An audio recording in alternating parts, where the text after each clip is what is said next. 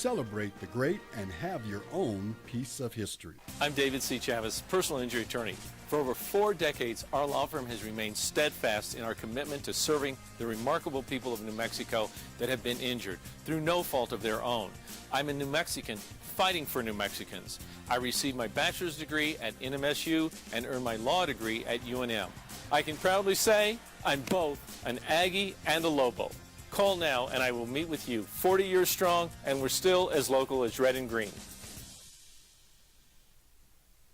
We would like to thank the following sponsors for making this broadcast possible.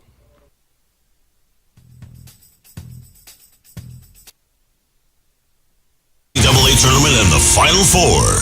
Now it's the opening drive on 95.9 FM and AM 610, the Sports Animal. Here's Jeff Symbieta and JJ Buck. One win away, both the Pacers and the Oilers from getting to the finals and the final. Pacers bounce back at home last night, take care of business. A historical performance from Tyrese Halliburton. And if you didn't know, it was decided, my daughter decided, Halliburton sounds like a Canadian province. So she wants to put it on a game show. You know, like which one of these is not a Canadian province? Saskatchewan, Halliburton, Prince George, British Columbia, or Newfoundland. I guess it does. Good morning, boys and girls. Halliburton was better than a Canadian province last night. He was kind of perfect. It's the opening drive. Thanks for being with us on 95.9 FM and AM 610, the Sports Animal. Jeff Symbieta, JJ Buck, how you living? What'd it do? Does he sound like a Canadian province? Halliburton? Saskatchewan? Manitoba? That was the other one. Saskatchewan, Manitoba, Halliburton, or British Columbia? Which one is not? They definitely have a pretty good junior hockey team in Halliburton. See? That's what I'm saying. I'll bet they got a bunch of them. Because in Saskatchewan, Halliburton Rough Riders. Yeah, they got the Saskatoon Blades, the Prince George Raiders, and the Medicine Hat Warriors. Yeah. I think I told you yesterday I took the Pacers. I think they win by 5, and Halliburton has 37. They won by 9. Halliburton had 32. But add in 12 rebounds, 15 assists, and 0 turnovers. And I was pretty damn close. I wouldn't win if you played one of those daily games, went over whatever the number was, although I would have gone over the number. I think it went over. But Halliburton, in a historic performance, it is the first ever 0 turnover game with a stat line of 30 or more points, 15 or more rebounds, and 10 or more assists. By the way, he had 5 3-pointers. How many 3-pointers did he have made? Throw 5 3-pointers made in there. Again, I'm over the, and we can play this game if you want, but I'm over he's one of the most overrated players, or the most overrated player in the game. I don't know that I think he's a superstar yet, but as much talk and love as some of these younger stars have been getting, Anthony Edwards, Jalen Brunson, Luka Doncic, Shai Gilgeous-Alexander. This young fella's one game away with a gold medal around his neck. Yeah, he got an A on the group project, didn't do anything. But one went away from getting his team to the NBA Finals. And overrate him all you want. He's pretty damn good. That was a lot of jealousy from his fellow NBA counterparts in the athletic rankings and poll that came out that said he was the most overrated player. Do you know what the number of votes theoretically was? So there's 540, I think it's 540 players in the NBA, and they say like 450 players took part in that survey, and supposedly, I think it was either 13 or 14. That's all it votes took to make him the most overrated player. So we're literally talking about it did. No, it did. Mm-hmm. But we're literally talking about nothing. Yeah, 13 or 14 dudes that might have an axe to grind with Tyrese Halliburton. And again, this goes back to have a lot of time to fill. I think it makes no sense to me. And I'll even go back to like Jason Tatum.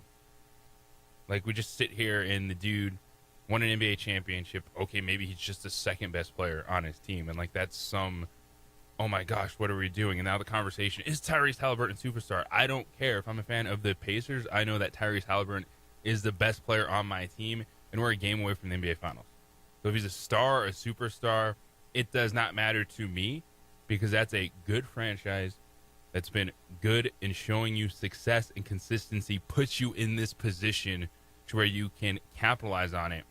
And they're staring at what should be a fantastic series. Take your bad narratives and throw them in the trash. OKC and Indianapolis, take the over. That's exciting basketball. Yeah, I don't care how you label my star.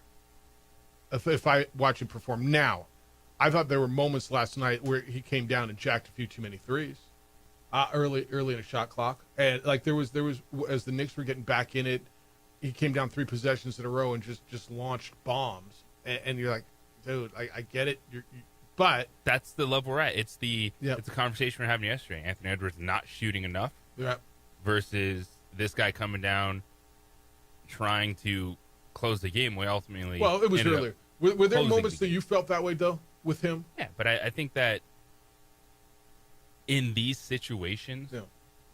every possession feels different.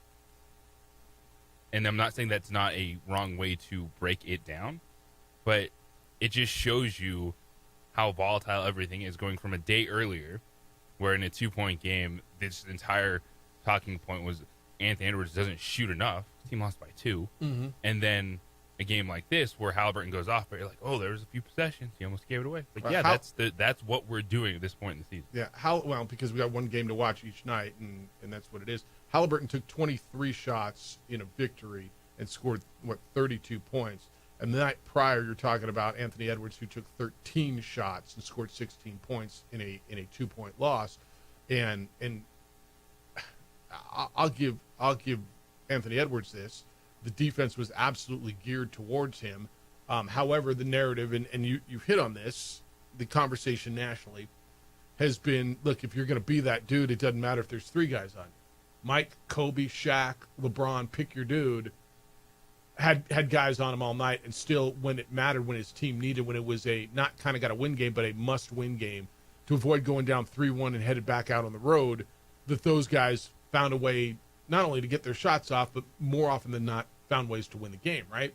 And so if you're going to be that dude, if you're the face of the league, and I'll give Anthony Edwards a little bit of leeway, dude's 23. Go do your research. Mike, Kobe, LeBron, they weren't winning a bunch of championships at 23. It all took all of those guys a minute, right? It took all of those guys a minute. Like, you had one appearance from LeBron. Yeah. Early. Yeah. And then he was like, oh, these are the Spurs with Tim Duncan, Emmanuel Ginobili, Yeah. and Tony Parker, so it's going to take a little bit more. Yeah, I'm with you. I'm saying this is the games, the possessions. You're right. We're focusing on one, but this Pacers team is so much fun to me. I agree. They've been that way offensively, and they have enough athleticism where they're going to get it done. They can get it done. It's 130-121. That game was not about defense for either side. It's, people are going to let Jalen Brunson and his assist totals, this or that. Like, they just got to find stops. That was the same thing with Minnesota the day before. Like, it wasn't on Anthony Edwards. Yeah, he only took 13 shots. How about a couple defensive possessions? That's what's going to change. Well, and it's going to be interesting in the finals, assuming it's Oklahoma City and Indiana, because Oklahoma City plays defense. Oklahoma City statistically is the best defensive team in the league. They play defense, and it's going to be interesting. And I think at times Indiana gets sloppy. Now, Jeff, they scored 130 points. Like easy with the sloppy. They shot 46.3%. I understand it. They also had 17 turnovers. I think there's times where their offense gets stagnant and they just go down and chuck. Now, when they move the ball, they're really, really fun. I agree with you. When they get in transition, they're fun. I think Oklahoma City's transition defense is going to be a really nice counter, assuming we get there, to Indiana. Indiana, I agree with you on they're fun to watch. They're enjoyable. They're deep. And they got a different dude. Like last night, Mathurin came off the bench, right? Where was Mathurin in the last 2 games? Well, he came off because Nembhard scored 3 points. And so Mathurin gave you 12 minutes and 20 points last night off the bench. How big were those minutes? Right, See, that highlights. You're the Knicks. You're like, what? You let this dude score 20 points in 8 shots in 12 minutes. Right. And yet Mikal Bridges played 34 minutes and scored 17 points. We got to get into Karl Anthony Towns and what he does and what he doesn't do because he's so good, but then you're like, what are you doing? Brunson was good. Anunoby, I thought, was good. Like, the Knicks, it's going to be interesting when they get beat one more time, and I think they will, whether it's coming up in game 5 or 6. What do they do in the offseason? And they're going to make a run at Giannis. And I think Karl Anthony Towns might be part of that conversation. And what are they going to do to try to get Giannis? They're going to make a run at whomever it is that's on the market because I think they believe that their window is now open. And as they sit here in the Eastern Conference Finals, I think your window is open. When you get to this point, Minnesota's window is open, right? We talked about 1 million teams going into the NBA playoffs. In the West, we talked about everybody. Oh, the Lakers have a shot. Oh, Golden State. They well, I mean, can Denver do it? A little bit about Minnesota, certainly about Oklahoma City. In the East, we talked about 2 teams, neither of whom are still playing.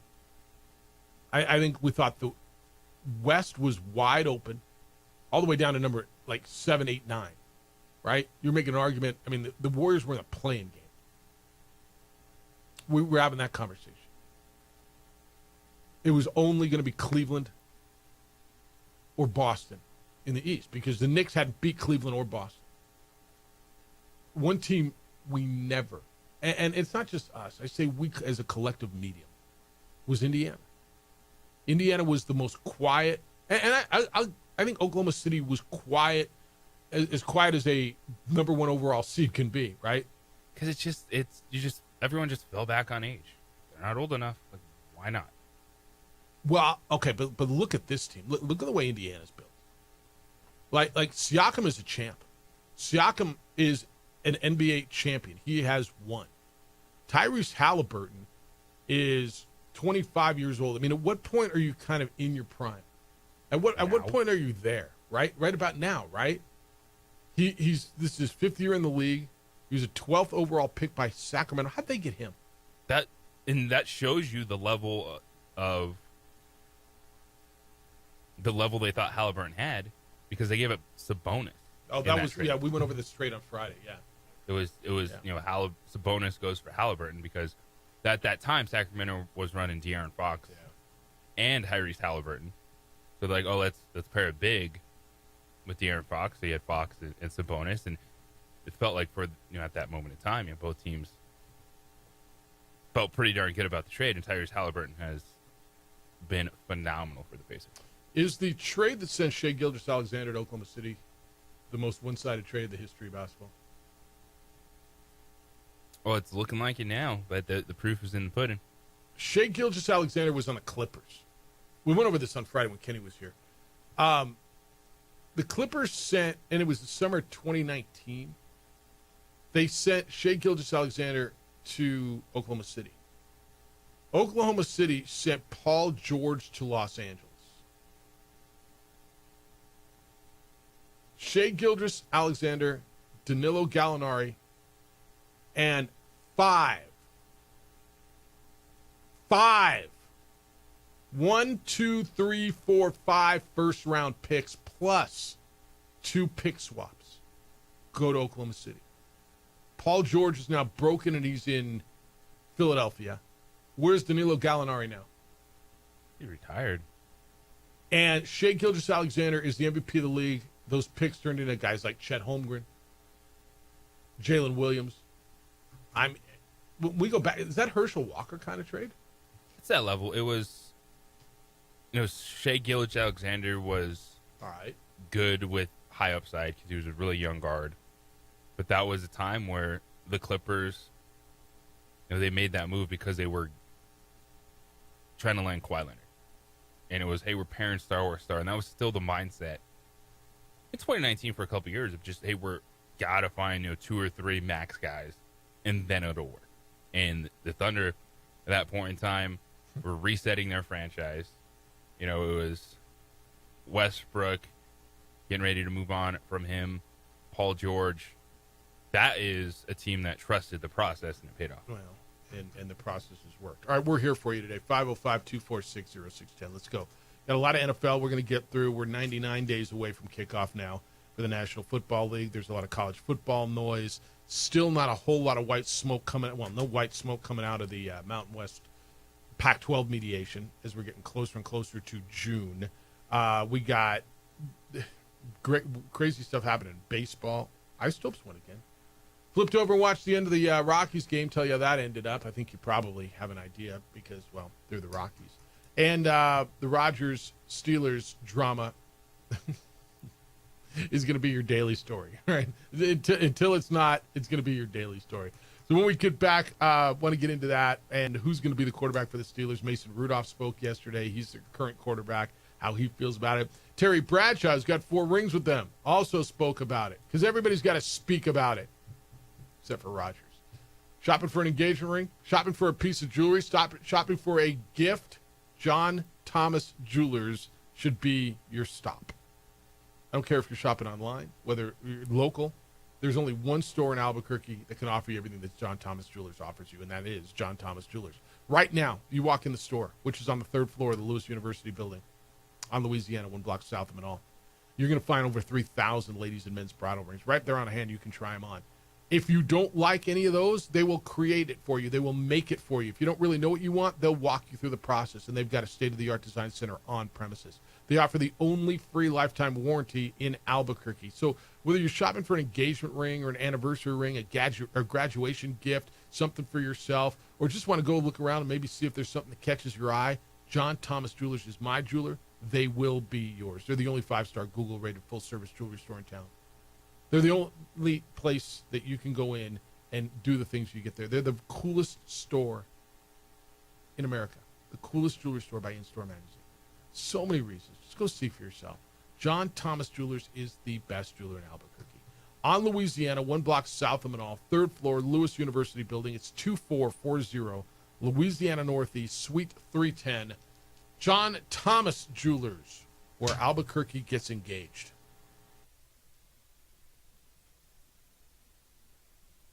We would like to thank the following sponsors for making this broadcast possible. We would like to thank the following sponsors for making this broadcast possible. For over 20 years, Evergard Roofing and Solar has been committed to customer service. Locally owned and operated, Evergard offers both commercial and residential roofing and solar services. For more info, please call 505-821-9543. Evergard Roofing and Solar are proud supporters of ProView Sports Network and New Mexico Youth Athletics. I'm a Blaze King customer, and I have been for the last 10 years. Blaze King stoves are very efficient, they're easy to maintain, and they use a lot less wood than you would typically use with a fireplace. Blaze King, that's a fire. The heat is on when it's a Blaze King wood stove, controlling heat up to 40 hours on a single load of wood with a built-in thermostat. See for yourself at either Blaze King showroom, Albuquerque and Santa Fe. Blaze King, and now that's a fire. We've been trained, conditioned, and rewarded for doing more. But people weren't designed for all that doing. Our bodies need to settle into nothing from time to time. Into nothing at all. In a world obsessed with doing more, we invite you to undo. Hi, my name is Daniel Chavez, and this is my business partner, David Chavez. We are the owners of Indeed Safety. Indeed Safety is a local safety consulting company helping our clients with their safety needs for their projects. One of the things we pride ourselves as a construction safety company is helping our men and women in construction get home safe every day to their families. Indeed Safety is a proud supporter of ProView Network.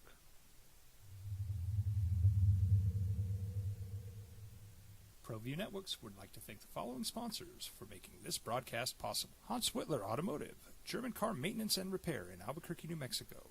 Call 505-294-7684 or visit HansWhitlerAuto.com. We would like to thank the following sponsors for making this broadcast possible.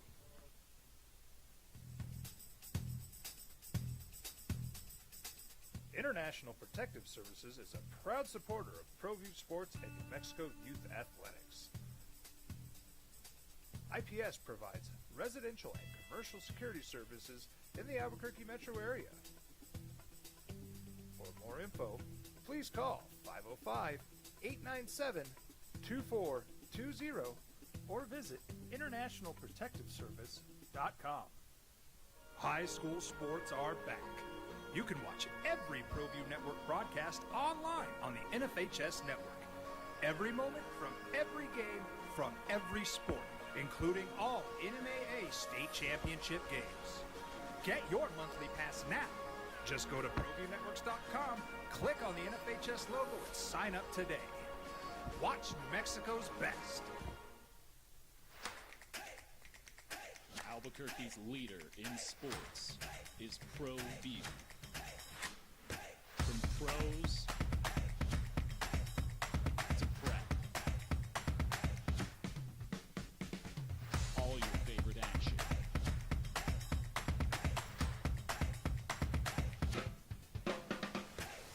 All your favorite talk shows.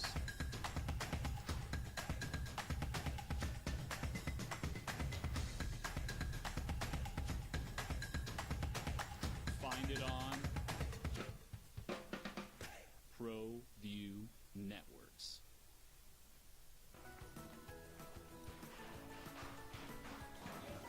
Got shots? 130-121 Pacers over the Knicks last night. 3-1 is the score in that series. Indiana leading, going back to Nueva York. Meanwhile, in the West, they will play in Oklahoma tonight, where the Thunder will try to close out Minnesota. Oklahoma City is on top of that series, 3-1. The winners, of course, will go to the finals in the NBA. Oilers beat the Stars last night. Edmonton over Dallas 4-1. Edmonton is 1 game away from getting back to the Stanley Cup final. We are basically pointing at a rematch, JJ, of last year's Stanley Cup final, in which it was actually really, really good. Florida, if you recall, you got, and the travel's really easy. Let's go from Miami to Edmonton. But Florida, the defending Stanley Cup champion, is up 3-1 on Carolina. They have been embarrassing Carolina until the Hurricanes won Game 4. I think it was 3-0 the other night. But they'll go back to Raleigh, North Carolina, and play Game 5 of that thing. Was that a gentleman's sweep? I mean, Florida's been so dominant, and then you got a good goaltending performance the other night by Carolina, and they stay alive. But I mean, it was. They almost had to, right? It was just. I think they were getting outscored 16-4 in that series. They had lost 15 straight conference final games in a row. That's wild for Carolina. Yeah, something to get there, but then yes to lose like that. All right, got a lot of football going on since, and we're kind of going to get into that season now. We give you a couple of Lobo football additions. We didn't really get into this yesterday, and then they get a little bit more yesterday. So Lobo football lands a big lineman, and Jason Eck has talked about needing some size up front, and they got MacGyver.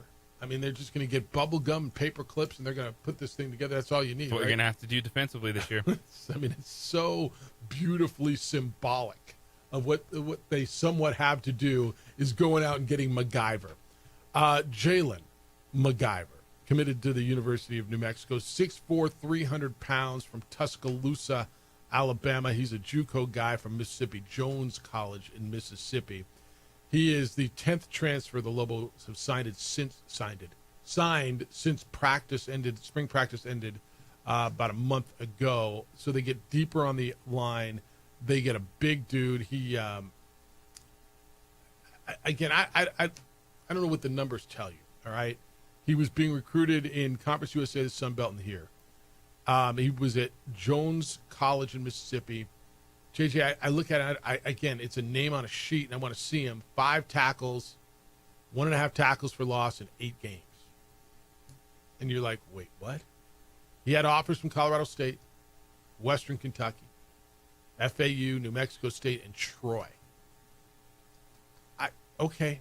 I mean, big dude. Like, give me a 6'4", 300-pound dude. I need beef up there. Yeah, they needed size. And a lot of these guys at this point in time, it's what can they be? You're not getting a lot of productivity post-spring practice in the transfer portal. You're looking for some depth. You're looking for some size, and giving guys an opportunity that they're looking for. And that's just the reality of it. You're worried that, when some of these quote-unquote smaller schools, they have some good players leave, which we see, but schools like New Mexico after the spring portal, it's depth, and you're banking on, all right, we're going to be able to find the next level with these guys. Yeah. All right, you got a kicker. Luke Drzwicki was the only kicker on the roster in the spring. They've added some depth there. Remember the kid from Montana transferred over. Grant Glasgow came over. And now Jason Eck got an all-state kicker out of Texas. Had a long of 52-yard field goals. He was 102 for 104 on points after touchdowns last season. It was a state champion team that he played on. So they got a kicker, a freshman kicker. And like I tell you all the time, I find a good one, please. Every 3 years, go out and get a stud. Luke Drzwicki was long, but there were times where he was inconsistent last year. Didn't you always kind of hold your breath when he went out there a little bit last year? Because I did. Mm-hmm. Yeah. So they got that. Also, they got a tight end from UTEP, 6'4", a big kid, 253, named Marcus Vincent. They got a Jacksonville State transfer, 6'4", 200-pound senior linebacker named Kywan McCray. He played for Rich Rod at Jacksonville State last year and was actually really, really good there. So loading up. I mean, but the key to me is you got MacGyver. And they're going to need to pull some tricks out of whatever hat they have early in the season. Yeah, because you got MacGyver. All right. You want to hit you? Mason Rudolph spoke yesterday at Steelers camp, and he's the quarterback right now. Everybody's just waiting for Aaron Rodgers. And look, Rodgers went on. This is a month ago. When was I at It was the middle of April, weren't we? Yeah, it's a month ago. Rodgers went on with McAfee, right? That was the last time we heard from Aaron Rodgers, and he talked about how he's got some stuff going on in his life, and he can retire, and he understands that everybody needs to move, but he's got priorities and whatever. And so the Steelers are still waiting around. The draft has since happened, and the Steelers are waiting around for Aaron Rodgers. Terry Bradshaw is a 4-time Super Bowl champion for the Steelers. He was on 103.7 The Buzz in Arkansas because, of course, he was. Yes, great May 27th get for The Buzz. Hell yes, it was. No, hell yeah, it was. Bradshaw went off on the Steelers, and he went off on Rodgers in the whole process. Quote Bradshaw, "That's a joke. That's, to me, is just a joke. What are you doing? What are you going to do? Bring him in for 1 year? Are you kidding me? That guy needs to stay in California. Go somewhere and chew on bark and whisper to the gods out there." That was part of his quote. End quote. Now, look, he wasn't just critical of the way the Steelers dealt with this. He called the whole organization a failure for how it managed Kenny Pickett. Now he's with the Browns. Remember, they drafted him 20th overall in 2022, ultimately dealt him to the Eagles before last season. Quote, "I like Kenny Pickett." Excuse me. I liked him at Pitt. I know him. Well, if you know him, you like him. I know what he's like. When they got him to Pittsburgh, they didn't protect him. They didn't get him an offensive line. They wanted to run the football. They didn't have an offensive line that could protect. They didn't have weapons. He had no wide receivers to speak of. Then they throw a kid in there for 2 years. You got an offense that doesn't fit and doesn't work, and they can't run because their offensive line is not even good enough for a run-blocking team. Now they're saying Kenny Pickett's a failure. He wasn't a failure. The Steelers were the failure. End quote. Do you think of Terry Bradshaw going off on his former franchise? I think he's with a lot of people, just this sense of why are you hanging your hat on Aaron Rodgers? And I know why the Steelers might, because this is a Band-Aid that they're like, oh, we're going to put this Band-Aid on this big wound that they've had that the quarterback position think that's going to get them by because they won't have to develop things. And offensively, We've discussed it a ton. Steeler fans have said it. They haven't developed anything on that side of the ball for a while. And so if you're that franchise right now, you haven't made major changes, you still want to compete, so you feel, oh, this, you don't have to develop Aaron Rodgers. He's been there, done that. Even if he's an old guy, he's going to be better than anything we have. And you understand why people would be ready to just move on. Why do you think this guy's going to be the savior? And, the Kenny Pickett one, that was a little bit of both. I think Kenny Pickett is not a franchise guy. And there was a draft where, he went 20th, and next quarterback didn't go to the third round. So. Yeah. I think the answer at this point is he is the best you're going to get. Now, where they botched it. They botched it over the last 6 months. That's where they botched it. By not doing anything, by not doing anything in the draft, by not doing anything in free agency, by deciding it's going to be this guy. Hell, you can go back and say they botched it 2 seasons ago by putting their eggs in Justin Fields and Russell Wilson. That was last year. 2 seasons ago. I understand. It's because and this is one of those case studies, and where you look at and say, okay, they've been what people say stuck in purgatory, where they haven't been able to draft that quarterback. But it's also one where, okay, we can run down the last 5 years of number 1, number 2, number 3 picks, whatever it may be, and how many you pass, and it's hit or miss. It's not as simple as we have them an overall pick. This guy's changing our franchise. All right, I want to get into this more. 505-246-0610. There's a bunch of other NFL news to get through as well. Is Thanksgiving going to be the biggest game ever in the regular season? Easy now. That's what one guy says. What are the Cowboys doing at running back? 505-246-0610. There's also some college football talk on the college football playoff format. It's the opening drive. Jeff Symbieta, JJ Buck on 95.9 FM and AM 610, the Sports Animal.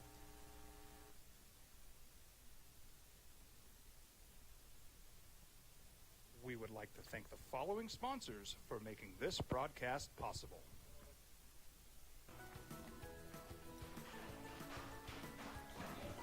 Got shots?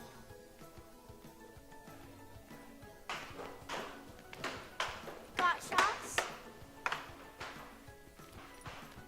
Got shots? During Got Shots, participating providers open their doors for any child who presents for immunizations, regardless of whether they are a patient or whether they have insurance. The Yeller Sub, located on 7200 Montgomery Boulevard, serves breakfast all day long along with classic hot and cold subs. Don't forget about our shakes, malts and floats made with your favorite Blue Bell ice cream. 45 years and still going strong. Come on down to the Yeller Sub, official sandwich of ProView Networks.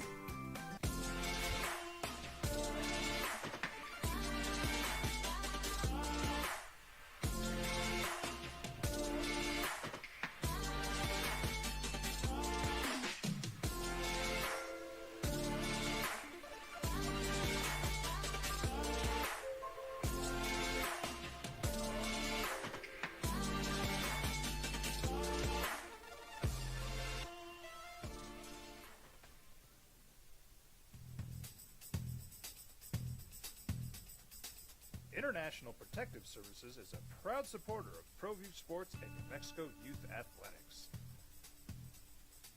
IPS provides residential and commercial security services in the Albuquerque metro area. For more info, please call 505-897-2420 or visit internationalprotectiveservice.com. From the Sandia foothills to the banks of the Rio Grande, generations of families remain.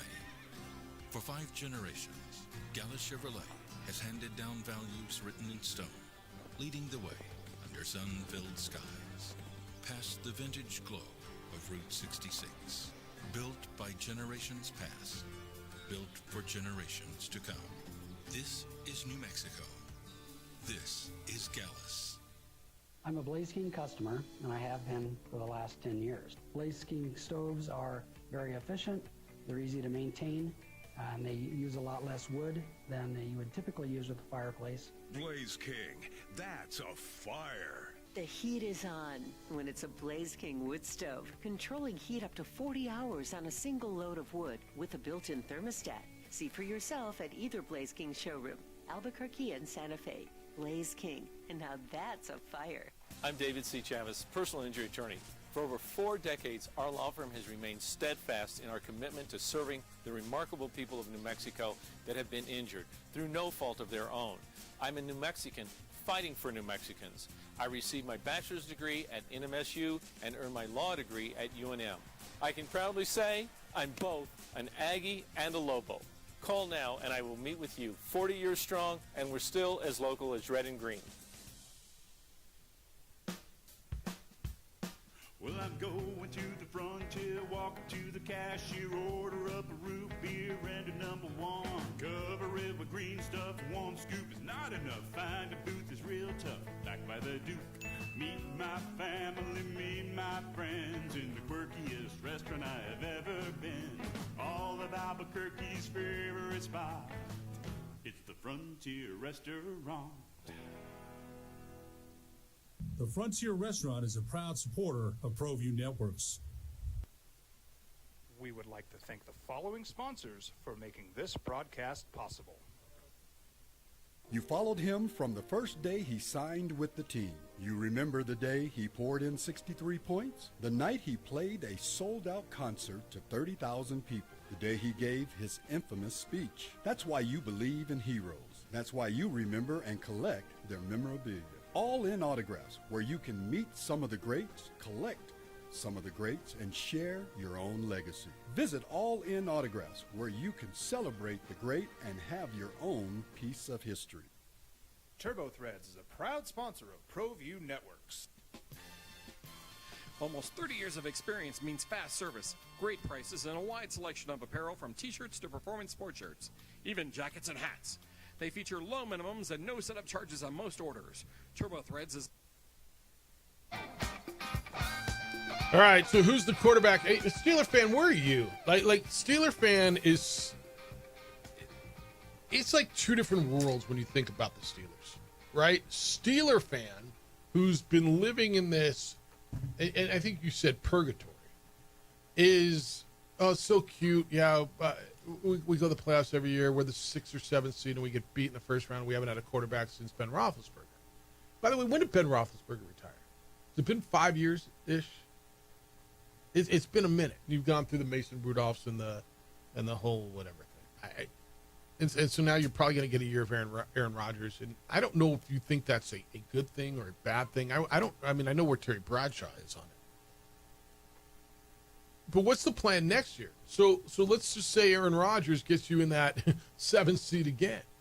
So now you're drafting in the middle teens again next year, and you're not in line for. What is your long-term plan? Outside, all I hear is, "Oh, Mike Tomlin's a great coach. Oh, Mike Tomlin has never had a losing season," because now that's okay. I'm not going to downplay never having a losing season. I don't want to tell you it's easy because it's hard to win a football game, let alone to win 8 or 9 of them a year. But they haven't done anything in the postseason in over a decade. And so outside of the organization, wow, they're really good. I'll take Mike Tomlin. And Steeler fans like, please take Mike Tomlin. They've had 3 coaches in, I want to say, 6 decades, right? Chuck Noll, Bill Cowher, and now Mike Tomlin. They don't fire coaches. Hell, the Browns had 3 coaches last month, probably. But it's like two different worlds when you talk to people about the Steelers. Don't you feel they should have done something this offseason to get aggressive and find a quarterback? If they decided Kenny Pickett wasn't their guy, fine, cool, he was gone. Or last year when there were 6 guys in the first round that feel like they're all making an impact? Last year probably was the time, right? But instead they have not been aggressive enough post Ben Roethlisberger. They had 2 years with Kenny Pickett. Then they said, "Oh, let's try this veteran route." Because it was super cheap, and they got 2 guys on the cheap. Russell Wilson was being paid by the Broncos. You didn't have to pay Justin Fields. I think you had both quarterbacks for under $5 million, right? Yeah. And you got back-to-back 10-7 seasons where they've lost in the wild card round. So what does that do for you? Well, we got to the playoffs. That's so cute if you're, I don't know, Jacksonville. Like, who would be satisfied just getting to the playoffs and losing in the first round? There's a few franchises. I guess the Saints would be happy right now to get there. As a step, but if you're looking at the Steelers annually, in fact, you've brought it back, you've ran it back so many times, that just cannot be what you're okay with. It's No. just getting to the wild card game and losing. I mean, coaches get fired for that everywhere, every year. It can't be it. So I mean, where do you go? Kirk Cousins was a no-show at Atlanta Falcons minicamp. Kirk Cousins making a lot of money, but he does not want to be a backup quarterback. Michael Penix has been named the starter, right? Second-year guy. They've made it pretty clear he is their dude. Cousins asked for, got a meeting with Arthur Blank. He is the owner. Pleaded his case. Falcons have not moved on their message or where they're going. They're comfortable with Cousins as Michael Penix backup. They're paying Cousins $27.5 million this year. Even if he's released, they're paying him $27.5 million. You like that? Hell yes. Atlanta could trade him. Now, you got to work out deals. Who's going to pay what? There's a $10 million roster bonus next year. He's got a no-trade clause, so he's got to approve any trade that's moved. Kirk Cousins, like, you treated Kirk Cousins like he was a savior. You got a 38-year-old dude who was coming off a big injury, right? And that's what Atlanta signed. And then he wasn't very good. And by the way, you knew something wasn't right because you went out and overdrafted Michael Penix at number 10 when you had just signed a quarterback. Everybody's like, remember, that was one of the biggest head-scratchers, period, of any recent draft. When they went out right after signing Kirk Cousins, they drafted Michael Penix. It was just, given the fact they gave Cousins $90 million guaranteed on the deal. Yep, $90 million guaranteed. Yes. It's one thing if you signed Kirk Cousins, like, okay, a veteran guy, or maybe give him a chance. But then you look at that deal and you're like, that is a gigantic chunk of change. They guaranteed him, then just immediately draft a quarterback, and then the final few games of the season just realized, yeah, we're on to the rookie now. Yeah. All right, keep them coming. 505-246-0610. 505-246-0610. Your emails come in this morning. Jeff at sportsanimалabq.com. JJ at sportsanimалabq.com. On the X, it's _ JJ Buck. And on the Facebook, the OD and the AM. Adrian is producing there, and you can watch it on Xfinity Channel 26 throughout the state of New Mexico. You can watch it on our Facebook page. You can watch it on the YouTube channel from ProView Network. I want to continue. I got a bunch more NFL stuff for you, including. Well, you tell me when we come back. Is it going to be the biggest game ever? Pardon me if I have a little trepidation buying into that. How's the summer? Got a big road trip coming up this summer? Don't let your car's paint take the hit. On the Spot Automotive Detailing is offering you paint protection film. This will guard against rock chips and bugs and road debris.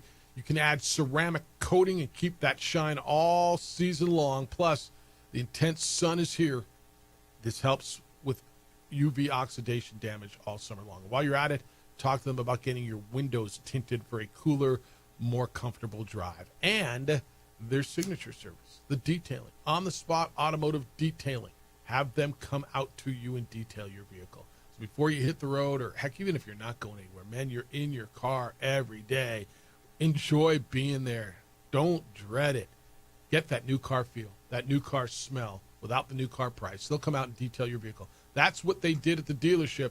And when you took your car home, it was detailed. Inside, outside, around the rims, under the hood. They are the best. They are the pros. In fact, best in the city. Voted by you because they are best in the city. I'm a big, big fan of what they do at On the Spot Automotive Detailing. They bring it to you. You don't go anywhere. When you go outside, your car looks and feels and smells like the day you took it off the lot. Big investment. You're going to have it for a while. Take care of it. On the Spot Automotive Detailing. It's all online. Book and buy at OTSdetailing.com. OTSdetailing.com. We would This report. Following sponsors for making this broadcast possible.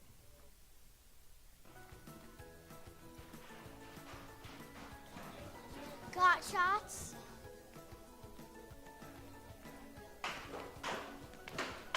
Got shots? Got shots? During Got Shots, participating providers open their doors for any child who presents for immunizations, regardless of whether they are a patient or whether they have insurance.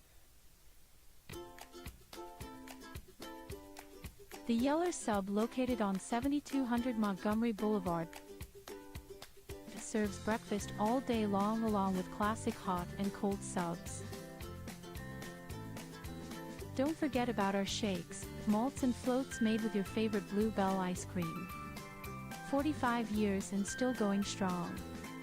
Come on down to the Yeller Sub, official sandwich of ProView Networks.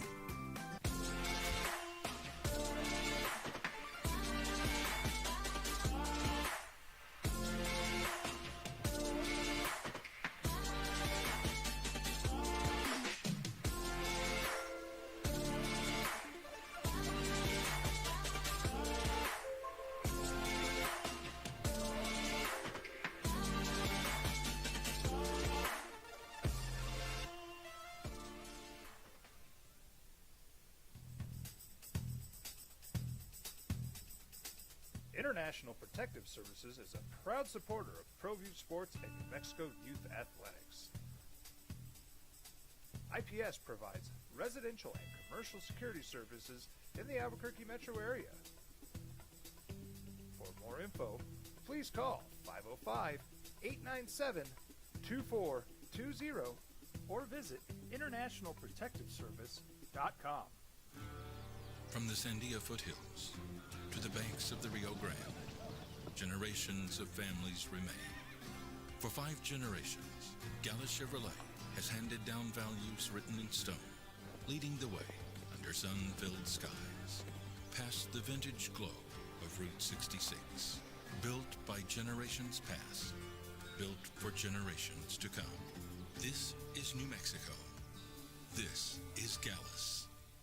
I'm a Blaze King customer, and I have been for the last 10 years. Blaze King stoves are very efficient, they're easy to maintain, and they use a lot less wood than you would typically use with a fireplace. Blaze King, that's a fire. The heat is on when it's a Blaze King wood stove, controlling heat up to 40 hours on a single load of wood with a built-in thermostat. See for yourself at either Blaze King showroom, Albuquerque and Santa Fe. Blaze King, and now that's a fire. I'm David C. Chavis, personal injury attorney. For over 4 decades, our law firm has remained steadfast in our commitment to serving the remarkable people of New Mexico that have been injured through no fault of their own. I'm a New Mexican fighting for New Mexicans. I received my bachelor's degree at NMSU and earned my law degree at UNM. I can proudly say I'm both an Aggie and a Lobo. Call now and I will meet with you. 40 years strong, and we're still as local as red and green. Well, I'm going to the frontier, walking to the cashier, order up a root beer and a number 1. Cover it with green stuff, 1 scoop is not enough. Find a booth is real tough, back by the Duke. Meet my family, meet my friends in the quirkiest restaurant I have ever been. All of Albuquerque's favorite spot, it's the Frontier Restaurant. The Frontier Restaurant is a proud supporter of ProView Networks. We would like to thank the following sponsors for making this broadcast possible.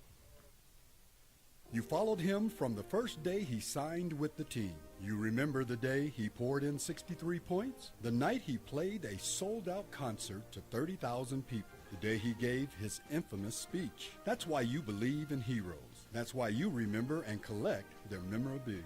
All in Autographs, where you can meet some of the greats, collect some of the greats, and share your own legacy. Visit All In Autographs, where you can celebrate the great and have your own piece of history.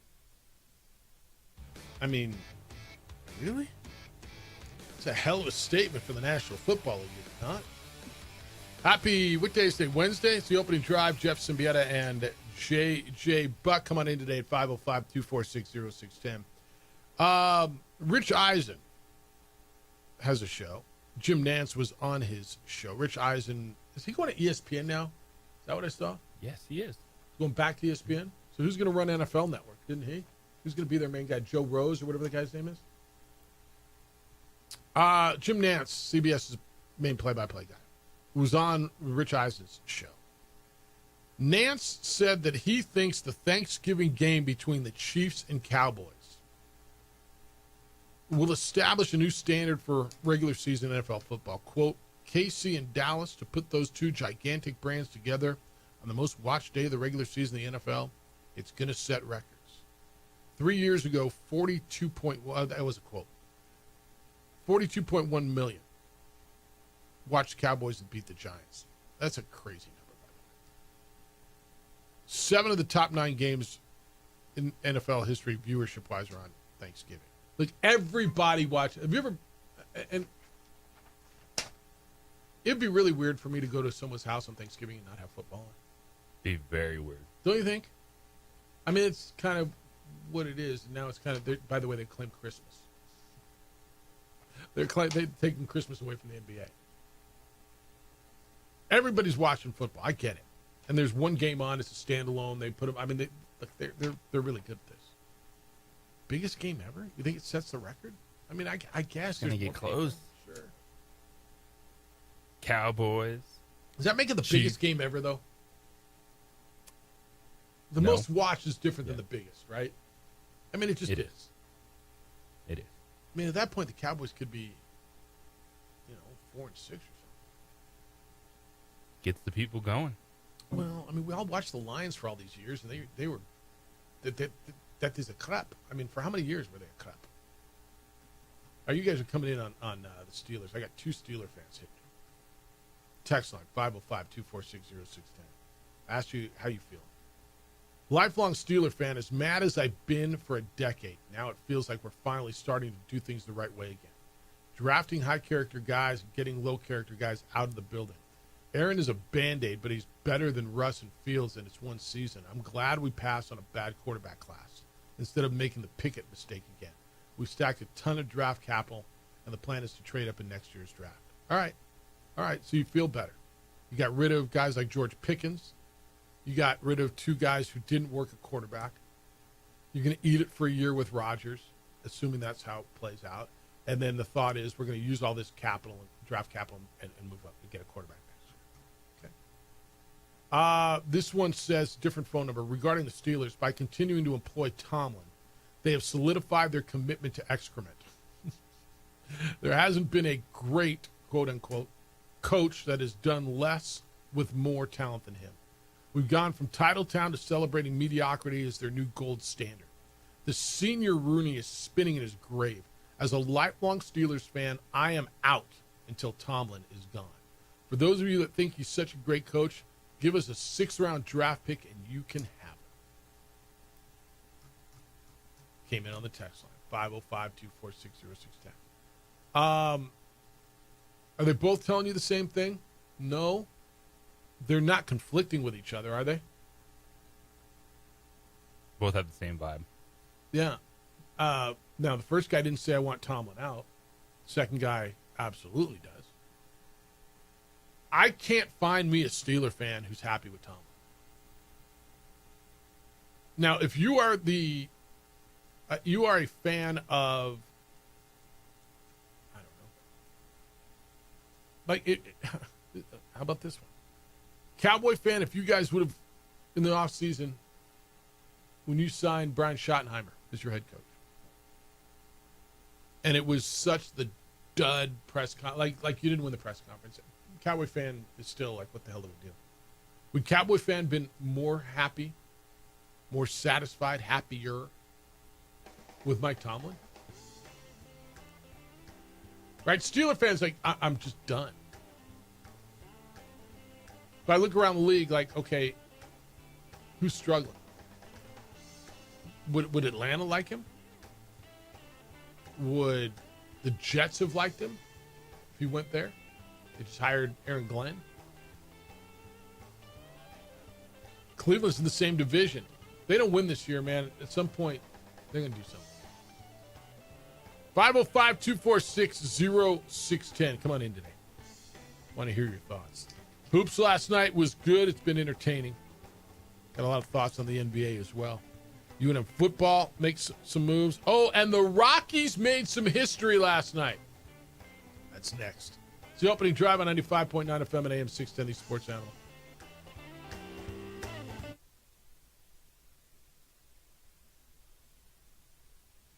TurboThreads is a proud... We would like to thank the following sponsors for making this broadcast possible. Albuquerque's leader in sports is ProView. From pros to prep, all your favorite action.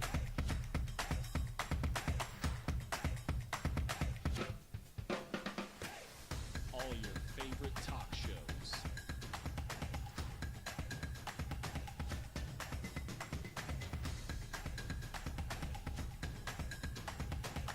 Find it on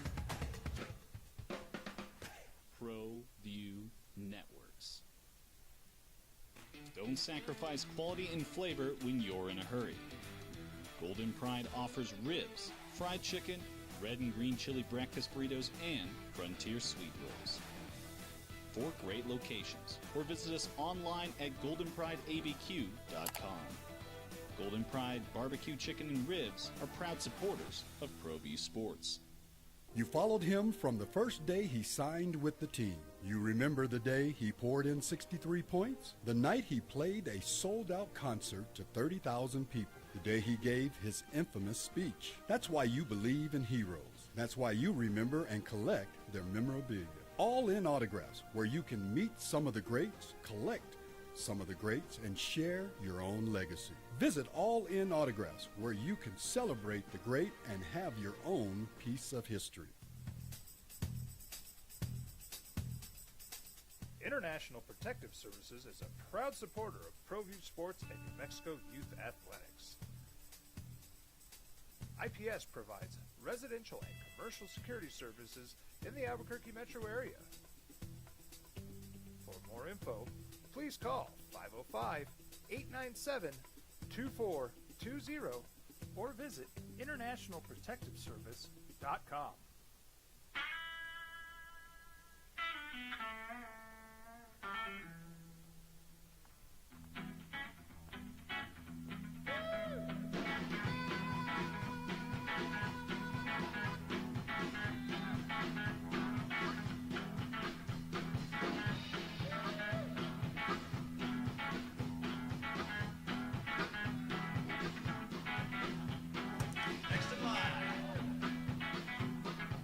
Rudy's is a proud supporter of ProView Networks.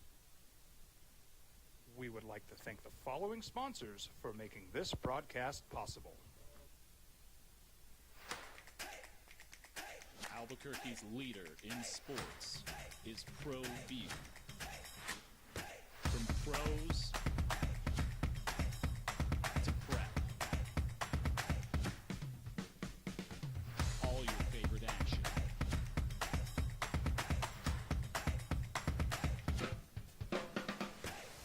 All your favorite talk shows.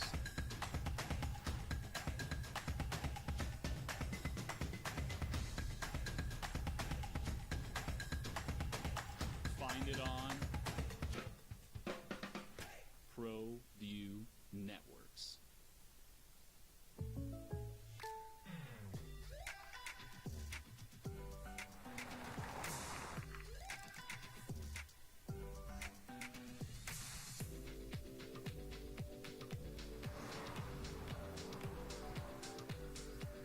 For your surprisingly great rates, contact your local State Farm agent today. If you want the real deal, call State Farm agent Marty Size in Albuquerque today. Like a good neighbor, State Farm is there. High school sports are back. You can watch every ProView. 610, the Sports Animal. Here's Jeff Symbieta and JJ Buck. 130, 129, or 121, 130 to 121. 9-point victory for the Pacers last night at home in Indianapolis. Indiana leads the series over New York. 3 games to 1. Headed back to Gotham City for Game 5 tomorrow, an elimination game for the New York Knicks. Meanwhile, tonight in Oklahoma City, it'll be the Thunder trying to close out the West. They're up 3 games to 1 over Minnesota. That game will be in the Paycom Center, and the Thunder trying to get back to the NBA Finals. Good morning, boys and girls. Happy, what is it today, Wednesday? Opening drive on 95.9 FM and AM 610, the Sports Animal. JJ, after the games last night, so the hoops ended, the hockey ended, flipped over to see, oh, look at that, they're still playing in Chicago. And I said, I told Addie, I said, you want to watch a walk-off? I said, Dad, the Rockies they haven't lost yet. They're in extra innings with the Cubs. Yeah, baby, it's 3-3. There's runner at second, first and second, and 1 out, and it's in the 11th. Boom, bloop, base hit, right field, ball game. The Rockies made a little more history yesterday. They have now lost 21 consecutive series. Streak dating back to last season. It is, I don't even know who does these stats, man. I don't know who Opta Stats is. The longest series losing streak in the history of Major League Baseball, according to Opta Stats. Last time the Rockies won a series was in September of 2024 against the Diamondbacks. They took 2 of 3. After losing last night, they are 9-46. 25 games out in the West. They have not won 10 games. It's damn near June. They win 10 before they lose 50, right? What's the schedule? They got to win 1 of the next 5. 1 of the next 4. Don't have a lot of faith in that. They close out with the Cubs, and then they go play the Mets. So they got the Cubs, they get a day off, and then the Mets.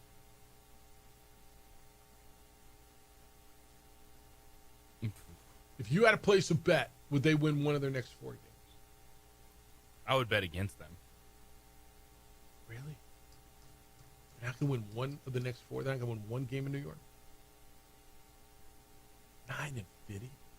Going into June, 9-50? It's an organization that's at the top. They don't care.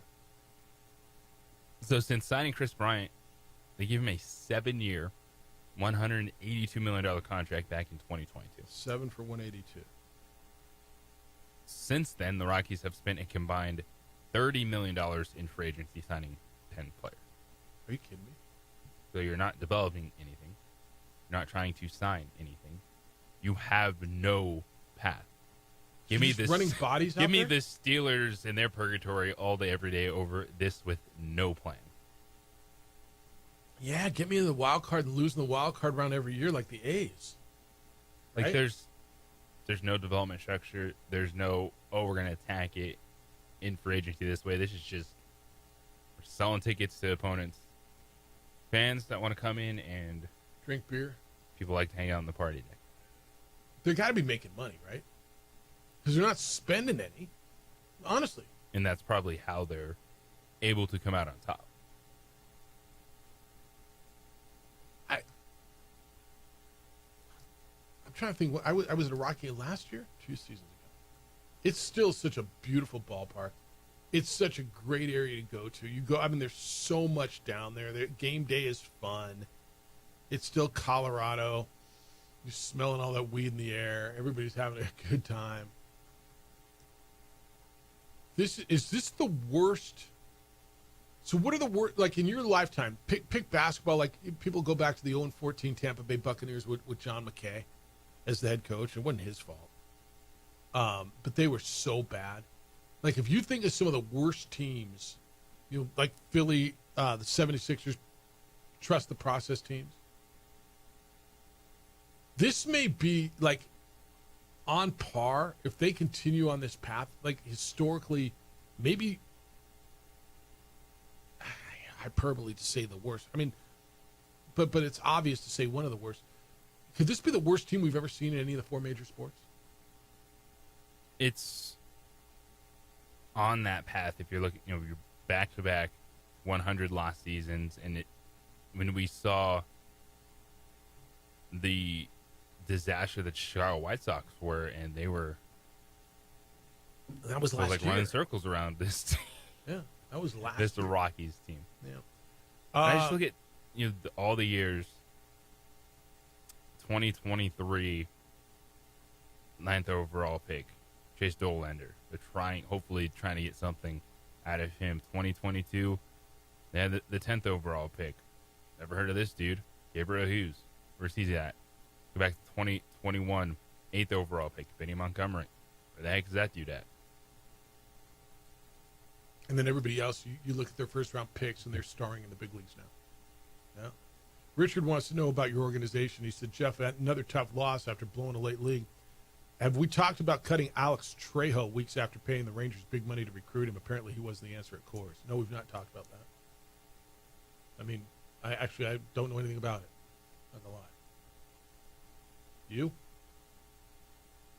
No, Trejo was a player that was in their organization. They cut him, and then they made a transaction and actually paid to get him back. Something else to me. Other side of the spectrum, Shohei Ohtani. 20 home runs already. He's the third player in Dodgers history to reach 20 home runs in the first 55 games. He had a 2-run drive in the fourth inning Tuesday night against Cleveland. The other guys, Dodgers, who have hit 20. If I gave, I mean, you know the list because you wrote it, but if I threw this would be good if we had something to give away. I don't think anybody would get the two of them. Gil Hodges did it in 1951, I believe. Was that in Brooklyn? Might have been right when they moved to L.A. And then Cody Bellinger did it in 2019. Those are the other two Dodgers with at least 20 home runs in the first 55 games. It's the 64th time in the history of the big leagues that a player has hit 20 home runs in the first 55 games. Max Muncy, who's on the team, said it's really cool. A little bit jealousy, probably. He basically mishits a fly ball today, and it still goes out. It's just one of those things where he does that stuff no normal human beings do. It's really fun to watch and see it. How much brighter is his star that he moved 18 miles or whatever it is down the road or up the road? This goes into big markets, right? Well, look, Los Angeles Angels of Anaheim. What are they called? What are the Angels called? They're about as irrelevant of a franchise as there is in baseball right now. But what are they called? Are they the Los Angeles, just Los Angeles Angels? They dropped the Anaheim? Okay. The Anaheim Angels. Or as I grew up knowing them, the California Angels. Tell me two things about them that you know. I mean, honestly, current Angels right now. Like, I'm not going to pretend I haven't watched one Angels game this year. Two of the best players of the generation with nothing to show for it. They did, and now they still have one of them. Mike Trout is still there. They are currently in fourth place, 5.5 games back of Seattle. 4 games under 500. But they have this guy, and this guy was becoming a star and a superstar there, international star, because he was doing things pitching. He was the modern-day Babe Ruth, right? Then you put him on one of baseball's premier franchises. Are there 3? Are there 4? Are there 5? How many like franchises that just do it, right? It's obviously Yankees, Dodgers. Do you consider Cubs, Mets, Braves, Cardinals, anybody else in that? I mean, you've got to, right? Cardinals certainly, I think, although they're a smaller market, but they're one of those teams. Cubs do nothing, but they got a huge fan base. Mets, Braves, I mean, right? But does that matter? So you put them in L.A. How much do you think that made a difference? Because they paid him $700 million in deferred money. He's going to be making money beyond the rest of his life. and the focus is on him every day. If he's doing these things in Anaheim, do we still care as much? If he hit 20 and 55 in Anaheim and they're 4 games under 500, do we care as much? No, it resonates different. This is the fascinating back and forth you have when any discussion of major markets versus small markets, and can you be valued enough when you're not in the spotlight, even if you are the best player in the game. And this was not only a great franchise in the Dodgers, this spotlight that they have, the fact that they win at a high level, it was the perfect move for Shohei Ohtani and Major League Baseball. All right. I'll counter you with Paul Skeens, who is on the worst team. Well, I almost said the National League, but the Rockies are the second worst team in the National League right now, Pittsburgh. We still watch Paul Skeens every start, or we get highlights of it. Tarek Skubal, who is, I don't know, I'll argue with you, maybe the best starting pitcher in the big leagues right now. Threw a complete game 2 hitter the other day. Pitches for Detroit, who's in first place, but how much do you really hear about Tarek Skubal? I think it took till the playoffs last year for people to understand, oh, that guy won the Cy Young. Baseball's so regional, except for the Dodgers, the Yankees, the Braves, the Mets, the Cubs, the Red Sox. Right? How many Seattle Mariners do people know? I mean, you got a local guy, right? Mitch Garver's there. But they're in first place. I just think exponentially it helped him, and he went big. All right, 505-246-0610. Emails Jeff at sportsanimалabq.com and JJ at sportsanimалabq.com. When we come back, the college football playoff, it's not done yet, but there's so much leaking out of that, and I'm going to give you some thoughts. I got a bunch of correspondence still on student fees at the University of New Mexico, and why you guys are, some of you are against it, and you don't think that the market value or kind of what I told you yesterday, that whole, it's going to work. We'll see. 505-246-0610. That's how you get here. Emails Jeff at sportsanimалabq.com and JJ at sportsanimалabq.com. Who's watching your home when you're on summer vacation? You're going to go take a trip. You're going to be gone for a week. Make sure the good guys are watching your home. International Protective Service. IPS watches my home. They watch properties, businesses, residences all over Santa Fe and Albuquerque. I trust them to keep the bad guys away, and I think you can as well. The property crime's real, and officer shortage is real. When it's you, when it's your business, when it's your property, it's important to have a quick response. How about 7 minutes or less for alarms that go off? Often they catch criminals. They detain the criminals. Police come and get them.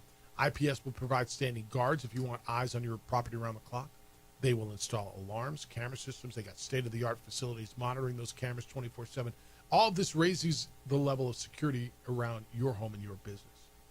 Do not wait to be a victim. It's then too late. Call IPS, see what they can do for you. 505-897-2420 is the number. 505-897-2420. They're online at ipsglobal.com. IPS, International Protective Service. Passionate about making Albuquerque and Santa Fe better and safer places to live and work. We would like to thank the following sponsors for making this broadcast possible.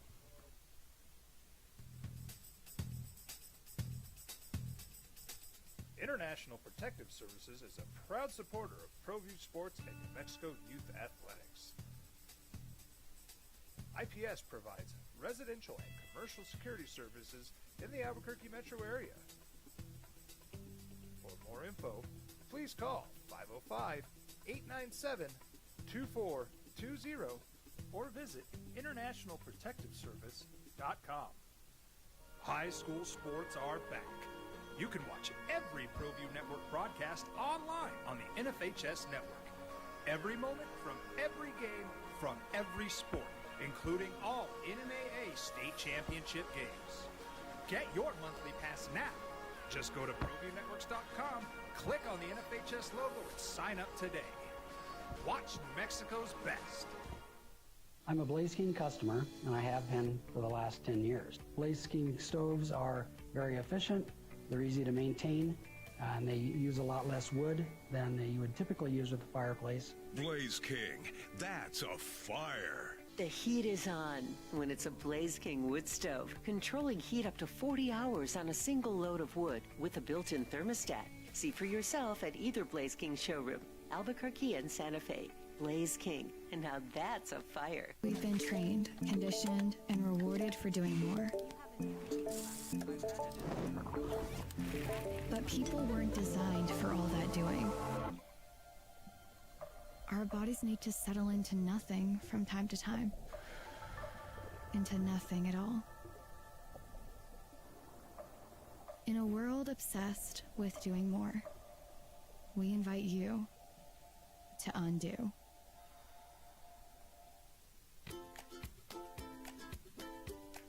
The Yeller Sub, located on 7200 Montgomery Boulevard, serves breakfast all day long along with classic hot and cold subs. Don't forget about our shakes, malts and floats made with your favorite Bluebell ice cream. 45 years and still going strong. Come on down to the Yeller Sub, official sandwich of ProView Networks. We would like to thank the following sponsors for making this broadcast possible. For over 20 years, Evergard Roofing and Solar has been committed to customer service. Locally owned and operated, Evergard offers both commercial and residential roofing and solar services. For more info, please call 505-821-9543. Evergard Roofing and Solar are proud supporters of ProView Sports Network and New Mexico Youth Athletics. I might not be in the cage as much anymore. Just like riding a bicycle, I can pick up the fight from where I left off. I'm not some slick-haired outsider posing with borrowed gloves. I grew up here. New Mexico is in my blood. I'm a New Mexican fighting for other New Mexicans. I'm Adam Oki. I'll be your champion in the courtroom. Hi, my name is Daniel Chavez, and this is my business partner, David Chavez. We are the owners of Indeed Safety. Indeed Safety is a local safety consulting company helping our clients with their safety needs for their projects. One of the things we pride ourselves as a construction safety company is helping our men and women in construction get home safe every day to their families. Indeed Safety is a proud supporter of ProView Network.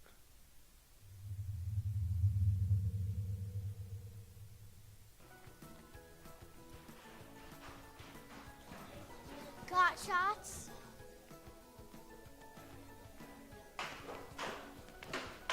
Got shots? Got shots? During Got Shot. In this, the last couple of days, tight end from UTEP. They got the linebacker who looks like a player from Jacksonville State. MacGyver's coming in with his bubble gum and paper clips to save the world.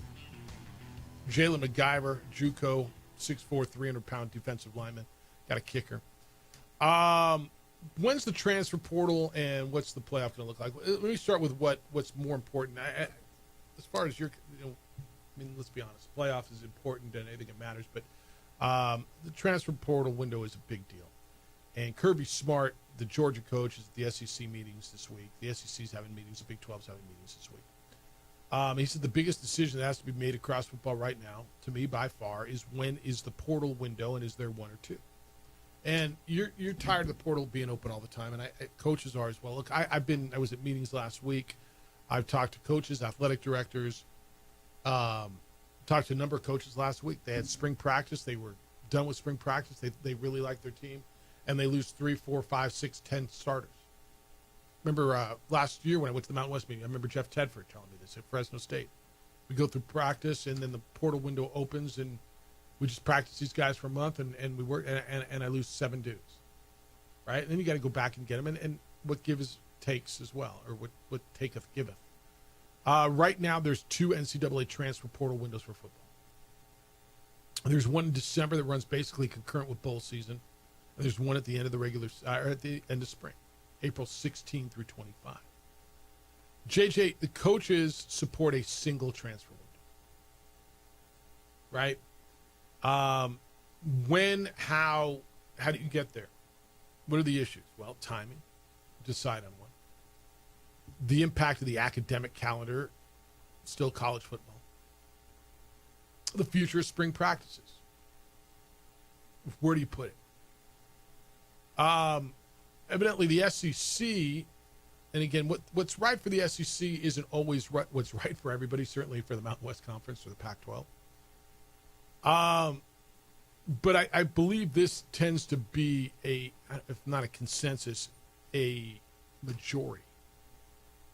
There's a large and growing contingency of coaches who want a portal in April or May, and they want to follow that up with, like, instead of spring practice, they want to do like OTA style practice like the NFL does in June.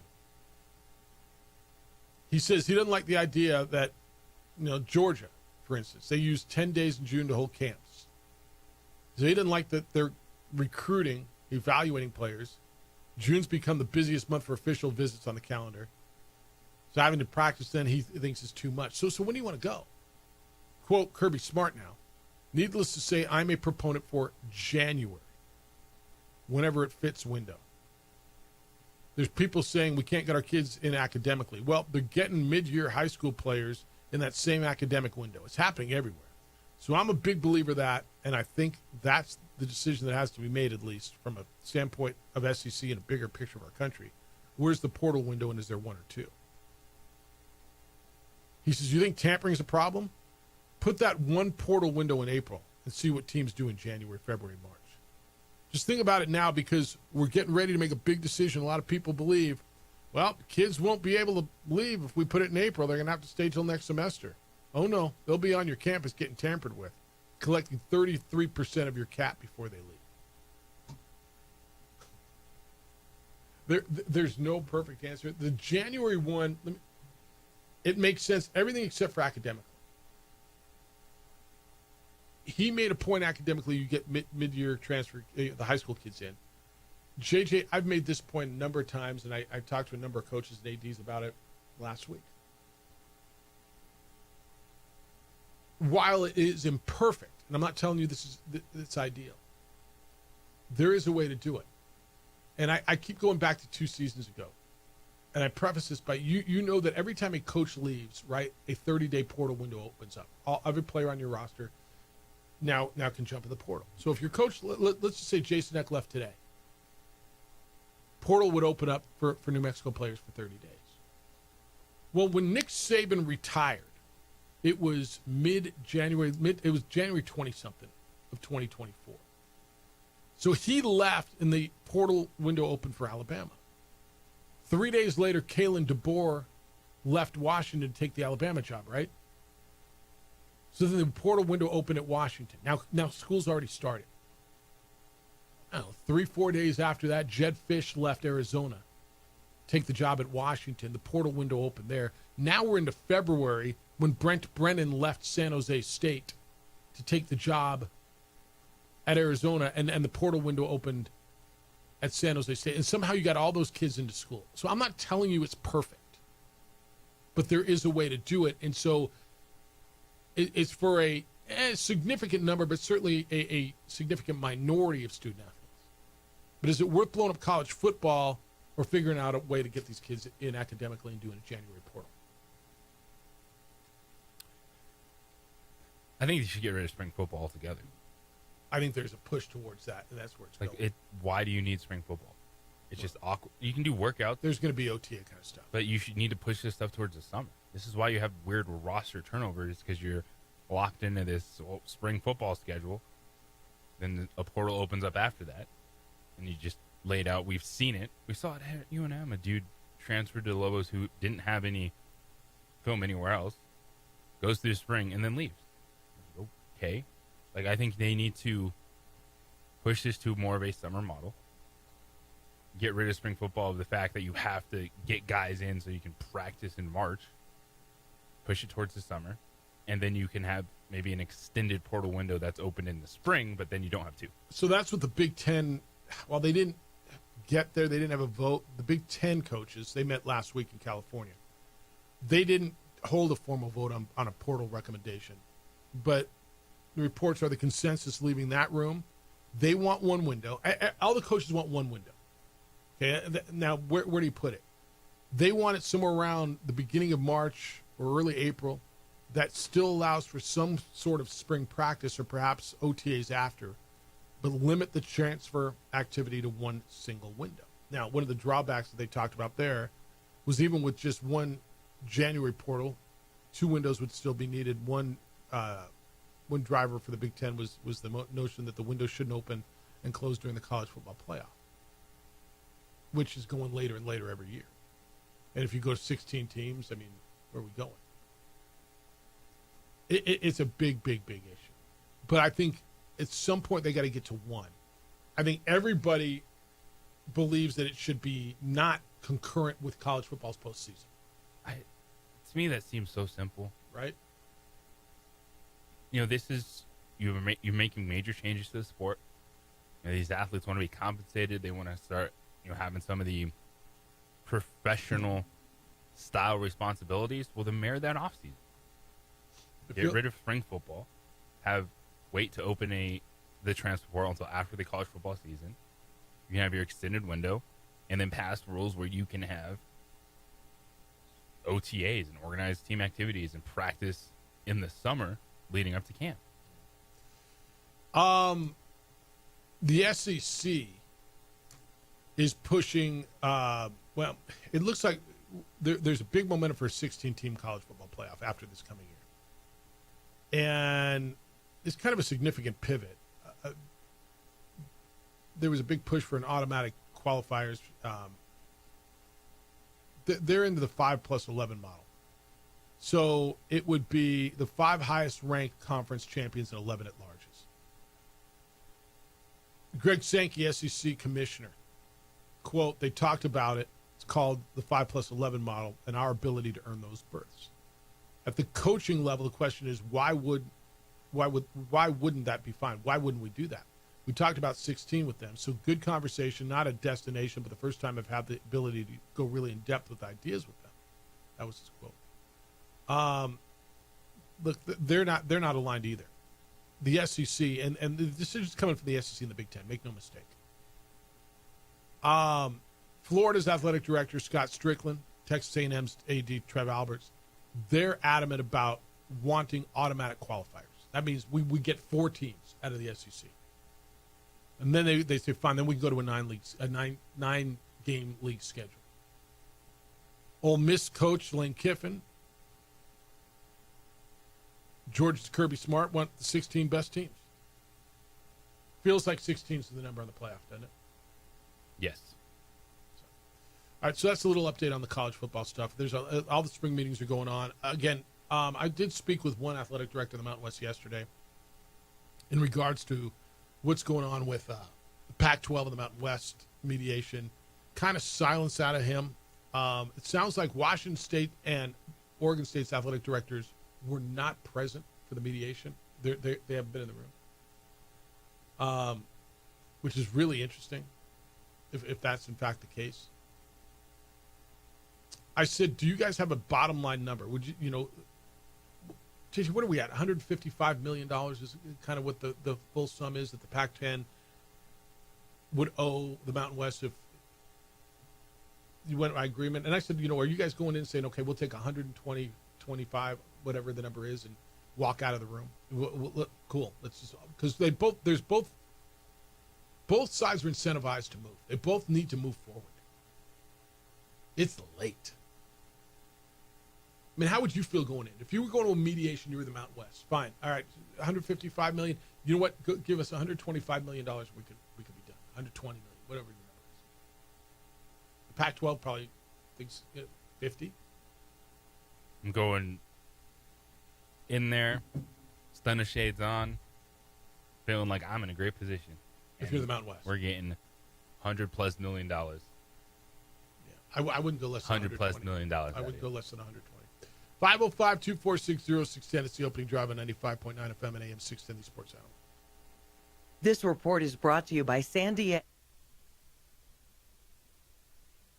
Shots participating providers open their doors for any child who presents for immunizations, regardless of whether they are a patient or whether they have insurance.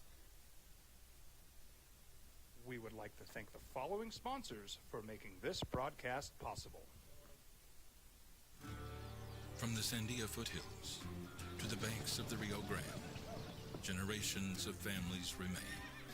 For 5 generations, Gallus Chevrolet has handed down values written in stone, leading the way under sun-filled skies, past the vintage glow of Route 66, built by generations past, built for generations to come.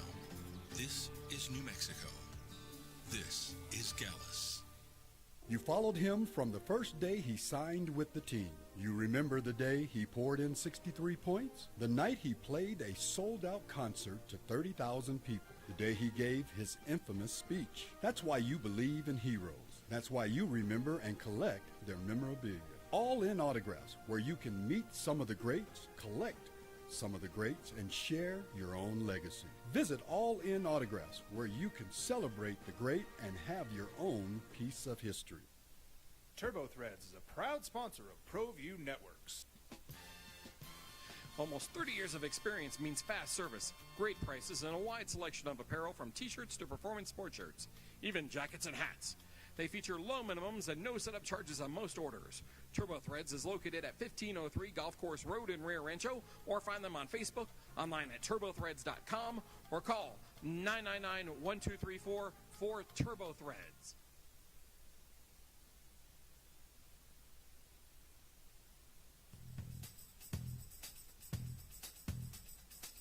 International Protective Services is a proud supporter of ProView Sports and New Mexico Youth Athletics.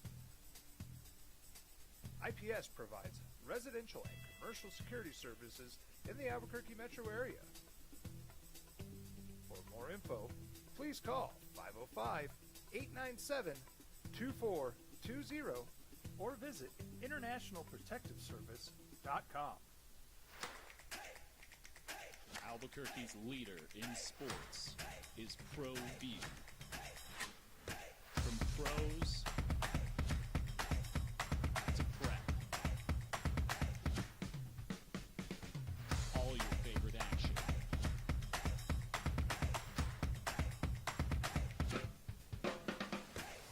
All your favorite talk shows.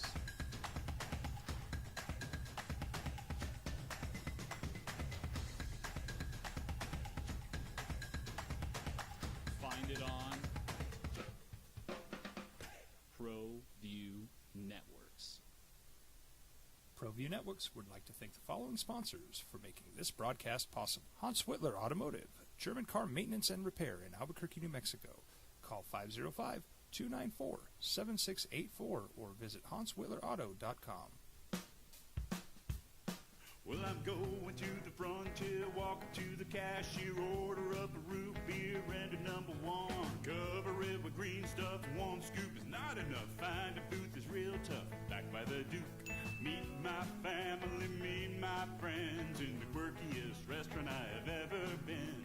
All of Albuquerque's favorite spot, it's the Frontier Restaurant. The Frontier Restaurant is a proud supporter of ProView Networks. Don't sacrifice quality and flavor when you're in a hurry. Golden Pride offers ribs, fried chicken, red and green chili breakfast burritos, and Frontier sweet rolls. 4 great locations, or visit us online at goldenprideabq.com. Golden Pride Barbecue Chicken and Ribs are proud supporters of ProView Sports. I'm David C. Chavez, personal injury attorney. For over 4 decades, our law firm has remained steadfast in our commitment to serving the remarkable people of New Mexico that have been injured through no fault of their own. I'm a New Mexican fighting for New Mexicans. I received my bachelor's degree at NMSU and earned my law degree at UNM. I can proudly say I'm both an Aggie and a Lobo. Call now and I will meet with you. 40 years strong, and we're still as local as red and green.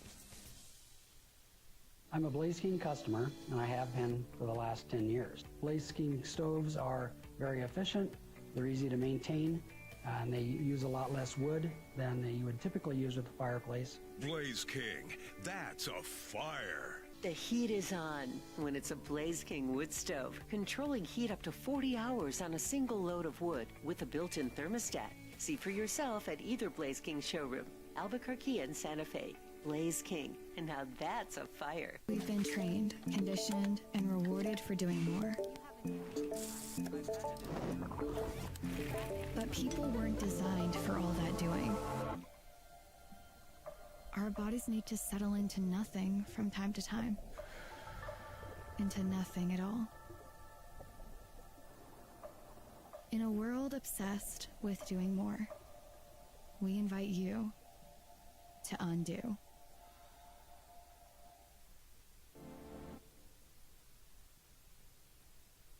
On 95.9 FM and AM 610, the Sports Animal. Starting to see college football win totals come out. Utah State, JJ, 3.5. That's Bronco Mendenhall's team. They don't play Colorado State, San Diego State, or Wyoming. But they do play Boise State, UNLV, and Fresno State, New Mexico. They got to go to Hawaii. They play McNeese. They play UTEP. October 25th. Is that the game where Broncos come in here? How do you think? You're 7 games into the season. Yep.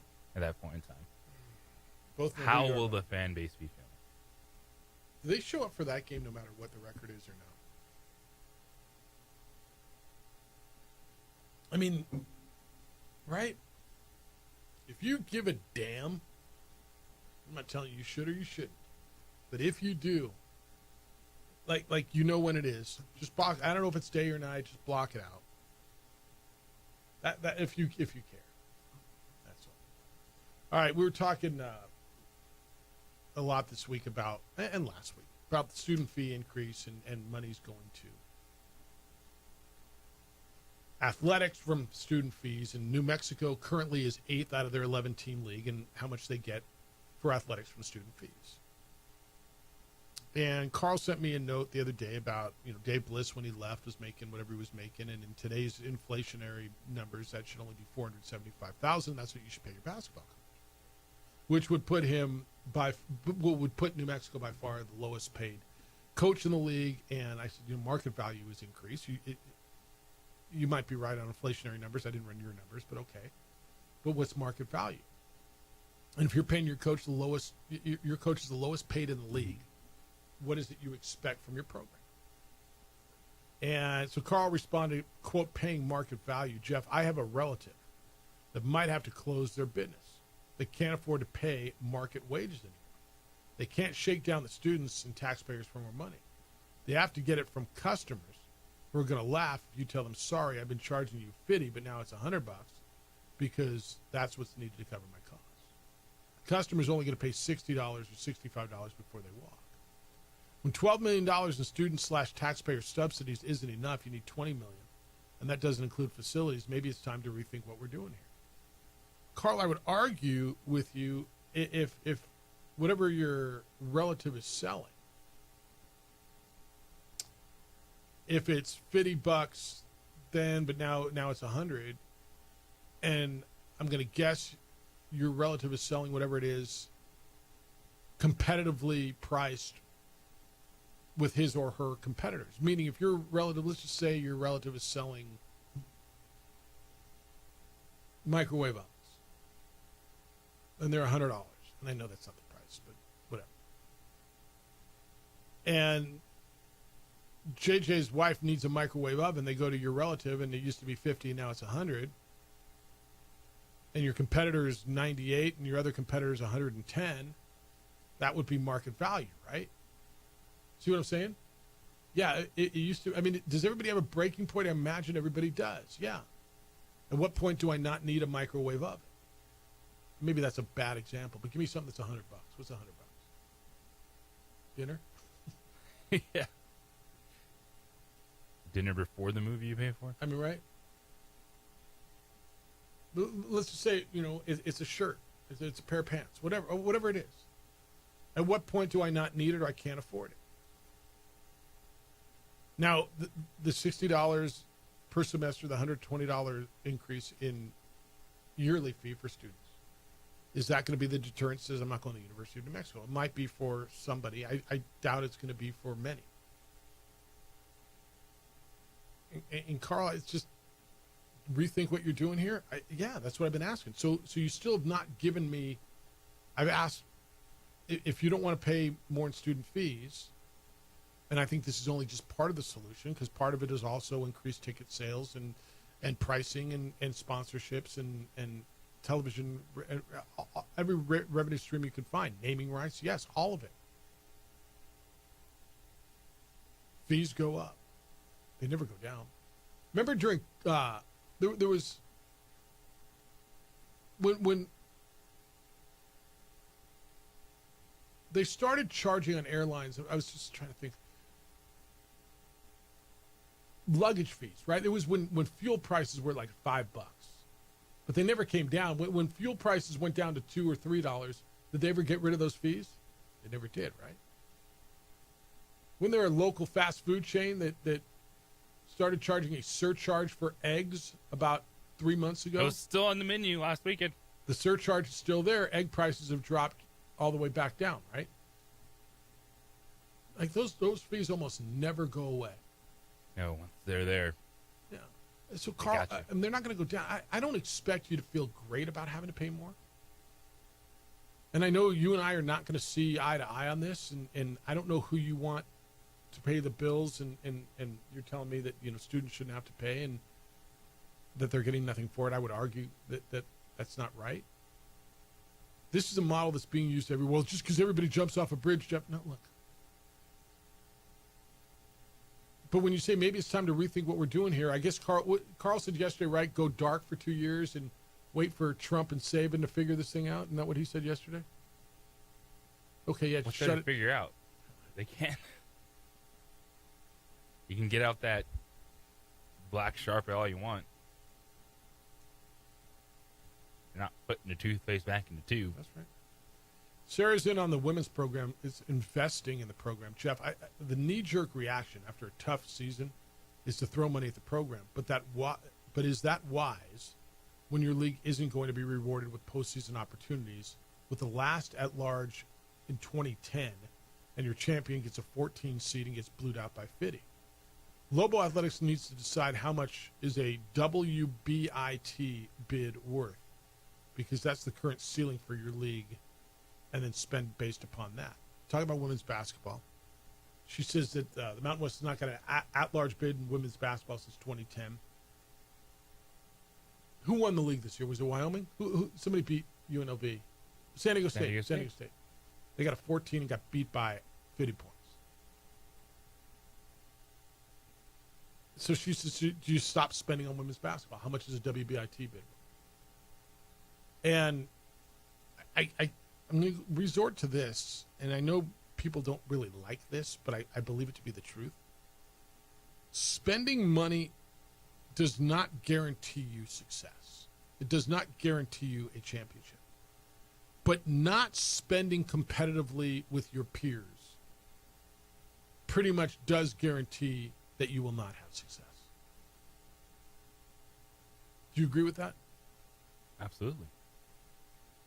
So, Sarah, what I would say is, I'm going to go back to market value.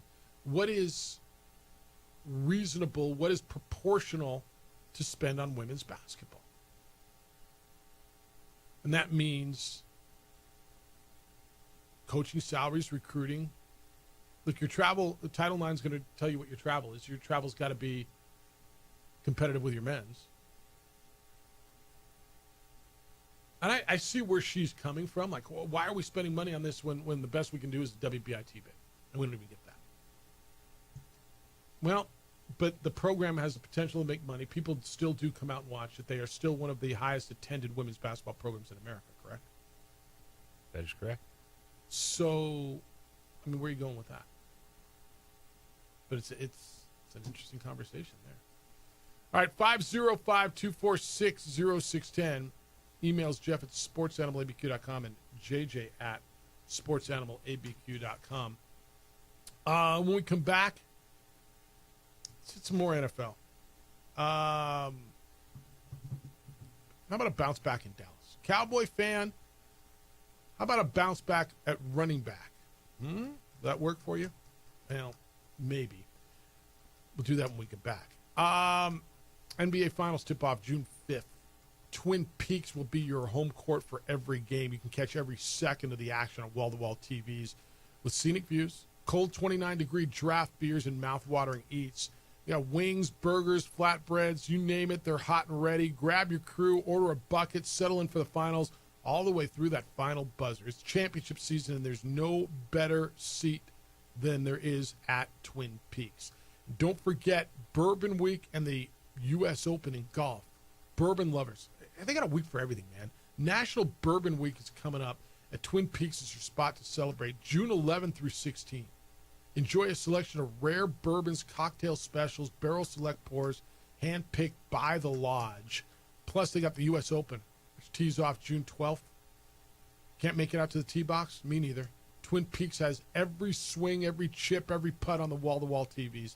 29-degree drafts will keep you cool. Great golf, great bourbon, great beer, the best views in the game. It's only at Twin Peaks.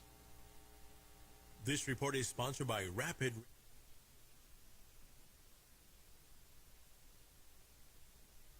We would like to thank the following sponsors for making this broadcast possible.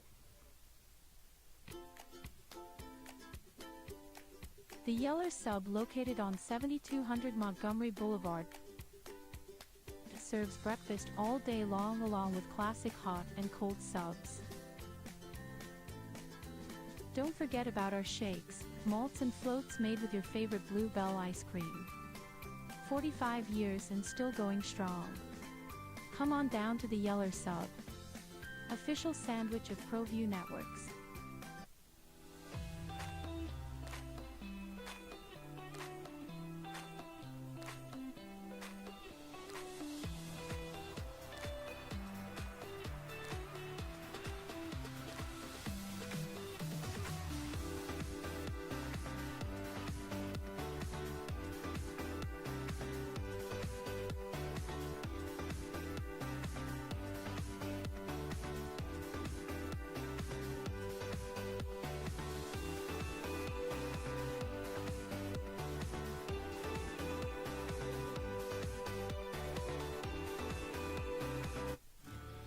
From the Sandia foothills to the banks of the Rio Grande, generations of families remain. For 5 generations, Gala Chevrolet has handed down values written in stone, leading the way under sun-filled skies, past the vintage glow of Route 66. Built by generations past, built for generations to come. This is New Mexico. This is Gallus. I'm a Blaze King customer, and I have been for the last 10 years. Blaze King stoves are very efficient, they're easy to maintain, and they use a lot less wood than you would typically use with a fireplace. Blaze King, that's a fire. The heat is on when it's a Blaze King wood stove, controlling heat up to 40 hours on a single load of wood with a built-in thermostat. See for yourself at either Blaze King showroom, Albuquerque and Santa Fe. Blaze King, and now that's a fire.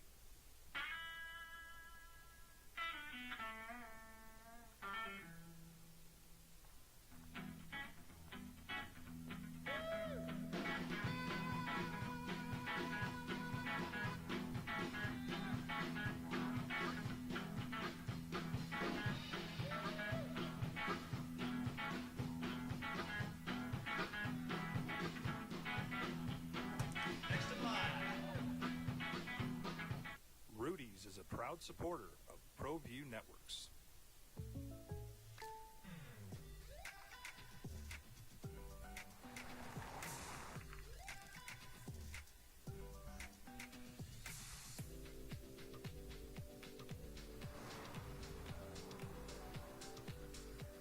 For your surprisingly great rates, contact your local State Farm agent today.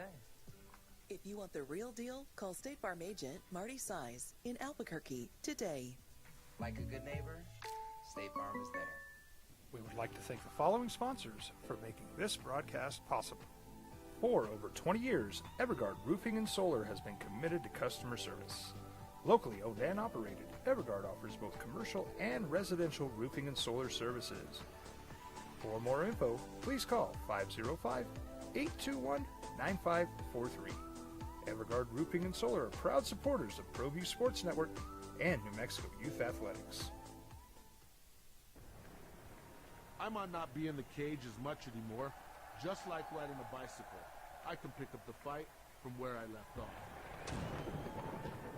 I'm not some slick-haired outsider posing with borrowed gloves. I grew up here.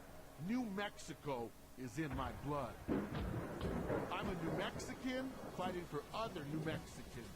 I'm Adam Oki. I'll be your champion in the courtroom. Hi, my name is Daniel Chavez, and this is my business partner, David Chavez. We are the owners of Indeed Safety. Indeed Safety is a local safety consulting company helping our clients with their safety needs for their projects. One of the things we pride ourselves as a construction safety company is helping our men and women in construction get home safe every day to their families. Indeed Safety is a proud supporter of ProView Network.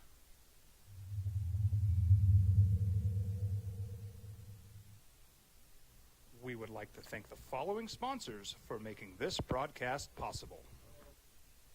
ProView Networks would like to thank the following sponsors for making this broadcast possible. Hans Whitler Automotive, German car maintenance and repair in Albuquerque, New Mexico. Call 505-294-7684 or visit HansWhitlerAuto.com.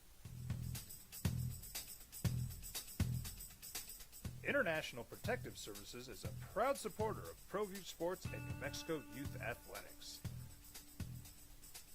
IPS provides residential and commercial security services in the Albuquerque metro area.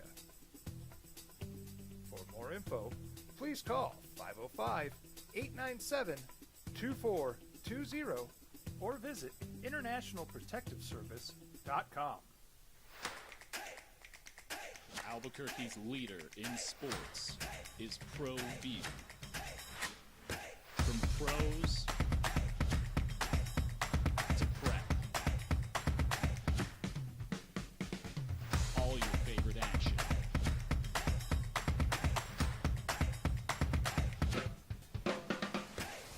All your favorite talk shows.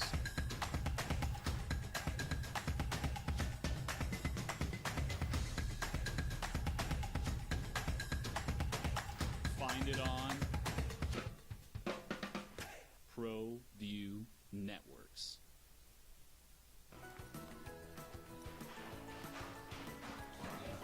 Got shots?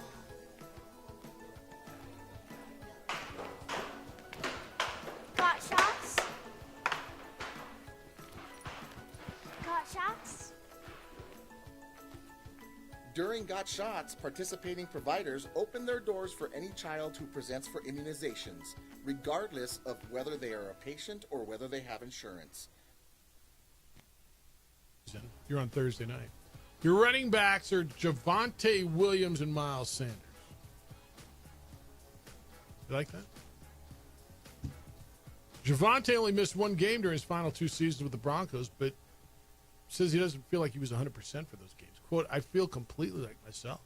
I probably can get more flexible and things like that, but as far as healing up, that I feel like it is done, end quote. He hurt his ACL, had other knee issues in 2022. Yards per carry dropped from 4.5 yards before injury to 3.6 after. They got Jaden Blue in the 5th round. JJ, do you like the Cowboys' backfield running the football going into the season? I like the potential for Jadon Blue. I think with Javonte Williams and Miles Sanders, there's not a high ceiling with either of these running backs, but it's going to be a lot of opportunity because one of the things we've heard consistently throughout the offseason, even with the acquisition of George Pickens, is the ground game and running the football and how much they want that to be a part of who the Cowboys are next season. I am so uninspired by what they did with their backfield. Miles Sanders will have a game here and there. These feel like two of the least elusive backs who break so few tackles. Like makes it like they'll get you a couple. They're like fine, but fine doesn't work. If we learn nothing from last year's NFL, it was a spin on running backs. That running backs can make a difference. Ask Saquon Barkley, Josh Jacobs. Look at some of the guys, Aaron Jones. And I'm not the Cowboys that team. I mean, they think they are. How about that? They think they've got the quarterback. They think they've got two great receivers. Yeah, and they couldn't they be if they had that back? I can have that conversation. Plus, a lot of thoughts on Lobo Sports coming in on the electronic side, both the text line and email Jeff or JJ at sportsanimalabq.com, the text line, phone line, 505-246-0610 on the opening drive on 95.9 FM and AM 610, the Sports Animal.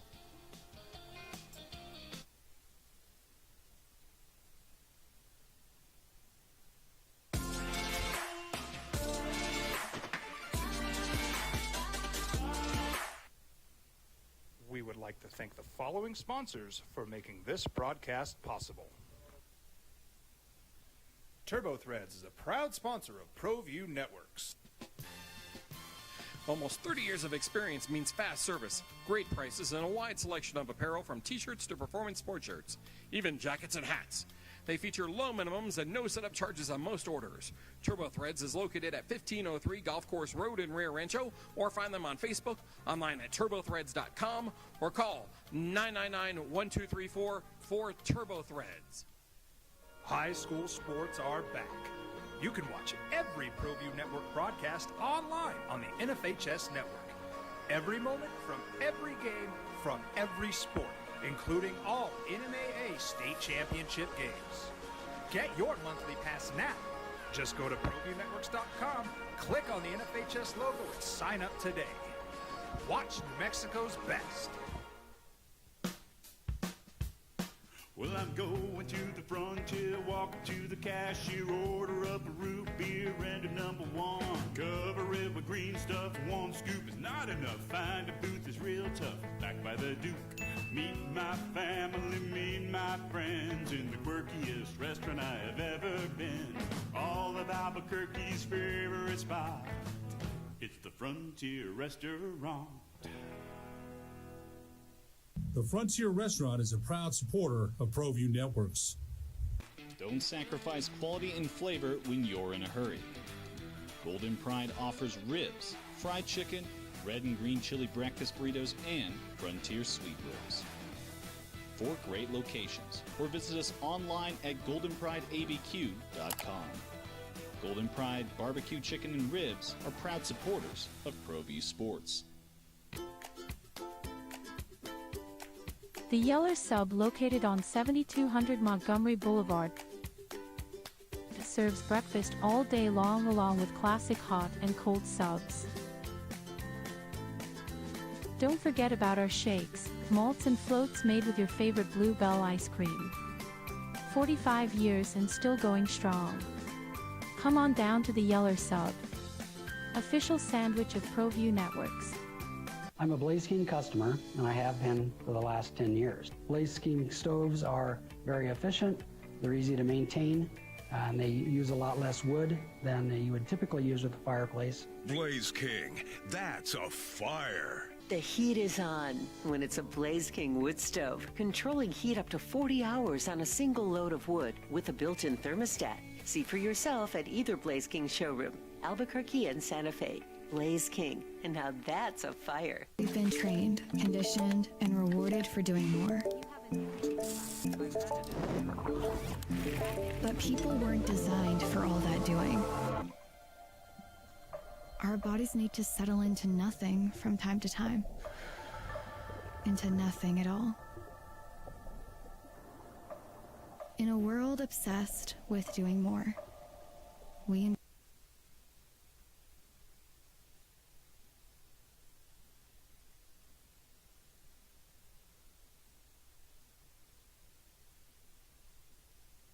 JJ Buck. 130 to 121. That was the number in the heartland of America. Indiana would be that, right? Upper heartland. the breadbasket of America. Pacers beat the Knicks 130 to 121. A 3-1 series lead yesterday, JJ, and it's the opening drive. Thank you for finding us on 95.9 FM at AM 610, the Sports Animal. I asked you the question yesterday, does the winner of Game 4 of that series win the series? The road team had won every game in that series. The Pacers won 2 in New York. The Knicks won the first one in Indianapolis. If the Knicks would have won, they'd have been 2-2 going home with all the momentum. Pacers won their 3-1, and they got to win 1 out of the next 3. I kind of felt like the winner last night was going to win the series. Do you still feel that? Or I don't know if you felt that way at all. I still feel that way. I feel like the Pacers will win. And I probably would have felt the Knicks are going to find a way to win 2 out of 3 if they'd have won last night. Do you feel that way? I was easy thing to say and said it yesterday. The Pacers win, it's their series. It goes 2-2. I wasn't all in on the Knicks. Okay. Now you're still on the Pacers. Oh, yeah. Yeah. I don't see them blowing this series. Yeah, fair enough. Tonight we get Oklahoma City trying to close out the Minnesota Timberwolves. There is, you tell me if this is just me and believing there's too many damn outlets with too much time to fill. The amount of Oklahoma City is the next dynasty talk that I have heard this week not only blows my mind, I just find it so egregiously irresponsible for a team that has not even made it to the finals yet. And I mean, every time I scroll on a social media, there's another podcast or another head yelling at me that this could be a dynasty. And I understand, man, you got a 3-hour show and we do it every day and you got to find topics. And I'm sure there's topics that we bring up that you don't like either. But help me understand how we're talking about a damn dynasty. And I understand that they're young and I understand that contractually they're in a really good place as far as money and being able to keep guys for a minute. But don't you have to win 1, let alone 2, before you start telling me that they're a dynasty? Isn't that somewhat requisite that you have to win a championship before I can start talking about a dynasty? They usually help. Let's get 1 and then build from that. I think there's a lot of the talking heads that are trying to wrap their head around. What do we do with the Oklahoma City, Indiana NBA Finals? You enjoy it. You have the NBA MVP. You have fun, exciting basketball going up and down. You embrace it. Let me tell you this. If in fact we get what we're staring at, which is Indiana versus Oklahoma City, I'll make a pick then. But if you're going to ask me right now, I think I take Indiana. I think they're tougher.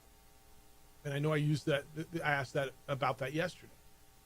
I love Oklahoma City's makeup. Please don't get me wrong. I'm not ripping on Oklahoma City. I'm not telling you they're not good. I'm not telling you that there's not a potential. But if you're going to talk to me about a dynasty, I mean, please win 1 first, let alone 2. You got to, with all due respect, and it may come to fruition, but I've got to have more than potential before I start talking about a damn dynasty. And when I look at them match up against what Indiana's doing, where I would give Oklahoma City the benefit, the advantage, is I think Oklahoma City defensively is better than Indiana, okay? Like in transition defense, statistically, they're the best defense in the NBA. And I think they hurt themselves. I think they go into less lulls than Indiana. When the Knicks have come back in this series, it's been when Indiana goes down, and I know they want pace, and I know Rick Carlisle yells pace, and they want to, but they go down and Halliburton, jacks up 3 threes in a row and they miss them. Now, he was 5 for 12 on threes yesterday. He scored 32 points. He had a triple-double, didn't turn the ball over. Halliburton was great. if I'm looking for an Oklahoma City advantage, I just, there's an it to this Indiana team. And I know I've talked about that for as long as I've been talking. The intangible it, whatever that is, and there's a feel to Indiana with me on that. And let's get there first. But if I ask you right now, if it's Indiana, Oklahoma City, you like Oklahoma City, right? Yes, I do. I think what you said, it's not just the metrics, but the fact you've seen it defensively from OKC, it's still going to be a ridiculous series offensively. Like, these teams are so good on that side of the ball that it's, all right, who do you trust to steal some possessions? It's basketball, it's a game of run. Not every possession is going to be clean. Not every 20-point lead is going to turn into a 30 or 40-point lead. Now, we've had some of those outlier games this postseason, but if you're looking at consistency in a game, I think the edge goes to OKC. All right. We got to get there first. And again, it's so hypocritical, and I understand it, that we're talking about it before we're there. Hence, the same thing with the dynasty talk. But if that's where we're headed, the two teams with the 3-1 lead, if they hold on, that's the conversation we'll have. But I've got to, you've just got to get me to at least one championship before we have this conversation about dynasties, please. I mean, it feels like that should be clear. All right, we're talking Lobo athletics and investment in college sports.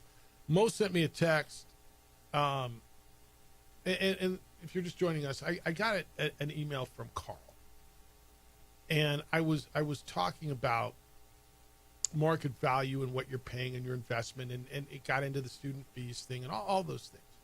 And Carl said, market value doesn't work because I got a relative who's going to close their business. They can't afford wages anymore. They can't shake down their people, whatever. Mo said, whatever the relative is selling for a higher price doesn't make the product any better. Investing in college athletics equals a better product and increases revenue to reinvest in the program. Theoretically, that's right. He said, we'd have a top 10 women's team in terms of talent for $3 million in NIL. So I started thinking about that. Could New Mexico, if New Mexico was able to raise it, because it cannot come at the expense of football or men's basketball. And JJ, this is your beat. If somehow New Mexico could raise $3 million for NIL for women's basketball, and I'm not saying that's easy. I know that's a gigantic 47-foot downhill swerving double breaker putt. Could they have a top 10 program at New Mexico if they could have $3 million in IT with the fan support, with the facility, with what women's basketball could be and has been here? And again, way far-fetched. The money makes you think, because if you're coming down with sizable offers for the top talent, you'll get their attention. Right. But then there's the NIL plus big market that you're competing against. Name brand team. Okay, but money talks, right? UCLA's offering her $400,000, you're offering her $600,000. Probably going to UCLA. You get to play in front of big crowds here. Maybe. All right, 505-246-0610. Terry, good morning. You're out of your slot, but you're on the Sports Animal. Hello, Terry. Good morning, Jeff. Good morning, JJ. When you kind of were early in the show bringing up lousy stuff, it just reminded me of one of the great quotes ever was John McKay when they asked him, the reporter, what do you think of your team's execution? He goes, I'm in favor of it. I'm all for it. I mean, that's 50 years ago, and it still sticks in my head. Yeah. He said, I'm all for it. Yeah, I'm for it. And, so it's 50 years later, so things that just stick out and all that. For the UNM, pay some more money. Coach Eck, I think he could thank Bronco because to me, and I'm just saying off the cuff, he should have got a similar contract to Danny. They both had the same level maybe of coaching experience, so he's getting probably about $500,000 more. Yeah. And that's where you say if they cared, well, 15,000 showed up for the game against Washington State. Stands for a bowl, top 25 team. If those 15,000 show up and scream and yell at Bronco, yeah. Why others would? I mean, why weren't you at the first game when they played then? And that's where I'm kind of going, so be it. Tampering, I I kind of think now you can have one portal, but like the Boise State coach said, when he's waiting for the playoffs, it had, 30 or 40 players been contacted? I mean, if nobody's going to stand up to that, I mean, that will continue on or maybe even get worse. So you can have just one transfer portal. Yeah, that's what the coaches want. But when do you think the one should be? When do you think, if they went to one, January feels like the time, academics being the obvious issue. But I think there's a way to figure that out. Do you feel like if there's, I think we're all at the place where there should be one portal window, but when do you think it should be? Yeah, January's fine. The academic stuff is just nonsense. You can get kids in no matter what.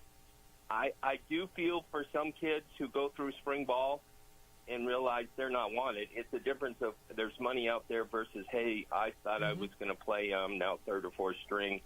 But, yeah, if they want to do January, so be it.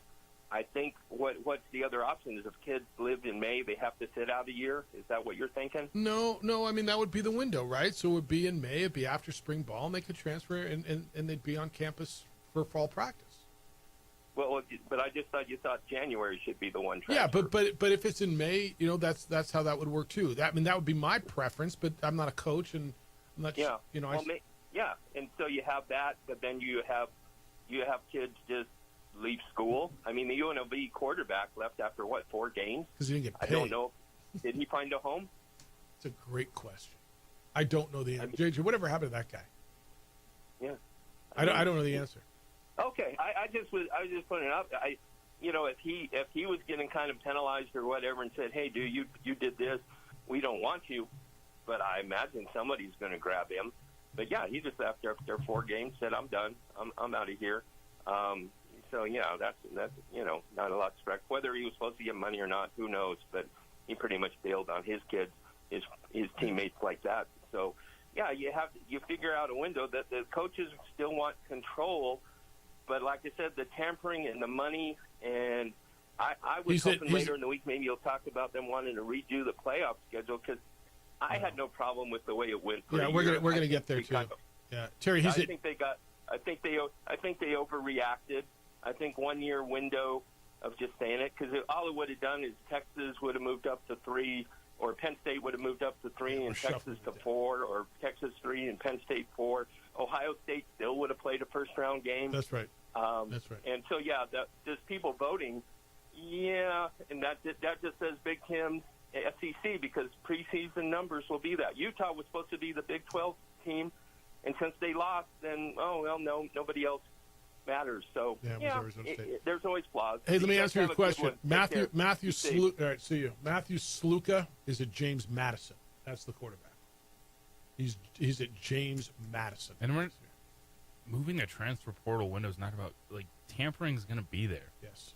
That's something that until there's actual penalties, you can't reel it back in. If you're scared of tampering and text messages and phone calls, welcome to 2025. You can slide in everyone's DMs. This is about what's the point of spring football if there's 2 transfer windows. Makes 0 sense. I think everybody kind of agrees there should be one transfer window, right? What is the point of spring football? All right, 505-246-0610. I got a big announcement from the city coming up here in a little bit. I want to continue this conversation because actually I really like it. And you guys are in on it as well. 505, investing. What does it mean? How much? I mean, are you cool with keeping up with your peers? Yeah, you're spending more because, it's the price of doing business. It's the opening drive on 95.9 FM and AM 610, the Sports Animal.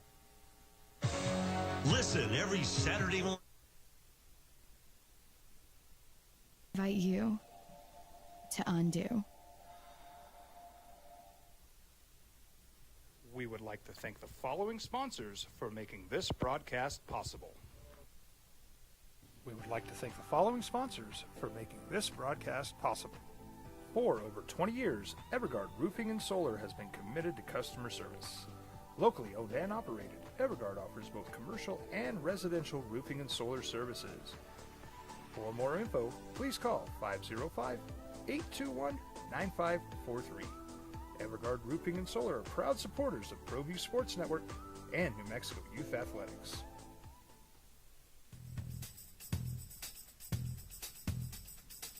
International Protective Services is a proud supporter of ProView Sports and New Mexico Youth Athletics. IPS provides residential and commercial security services in the Albuquerque metro area. For more info, please call 505-897-2420 or visit internationalprotectiveservice.com. I might not be in the cage as much anymore. Just like riding a bicycle, I can pick up the fight from where I left off. I'm not some slick-haired outsider posing with borrowed gloves. I grew up here. New Mexico is in my blood. I'm a New Mexican fighting for other New Mexicans. I'm Adam Oki. I'll be your champion in the courtroom.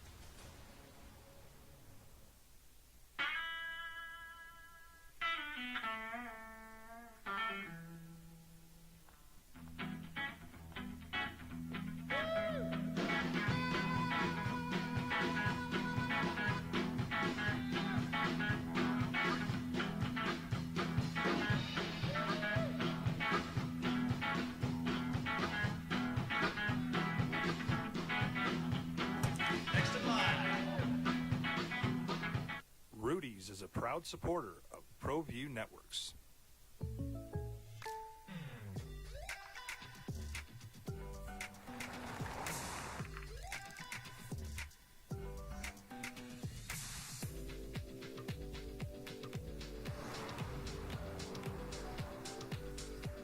For your surprisingly great rates, contact your local State Farm agent today.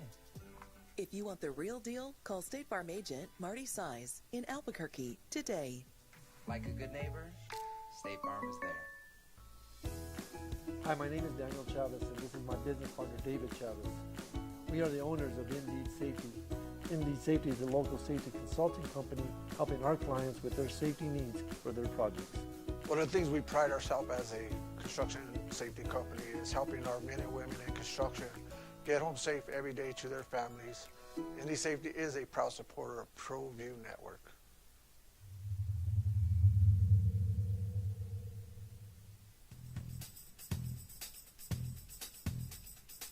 International Protective Services is a proud supporter of ProView Sports and New Mexico Youth Athletics. IPS provides residential and commercial security services in the Albuquerque metro area. For more info, please call 505-897-2420 or visit internationalprotectiveservice.com.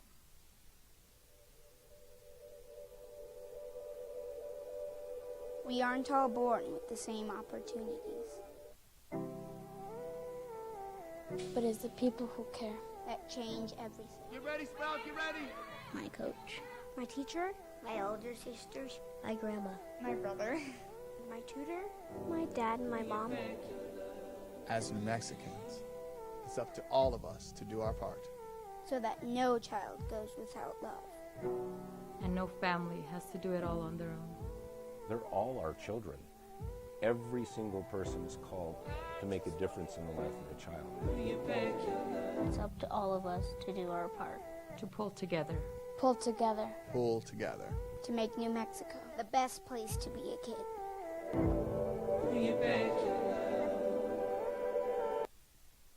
Dude. Opening drive, Jeff Symbieta, JJ Buck.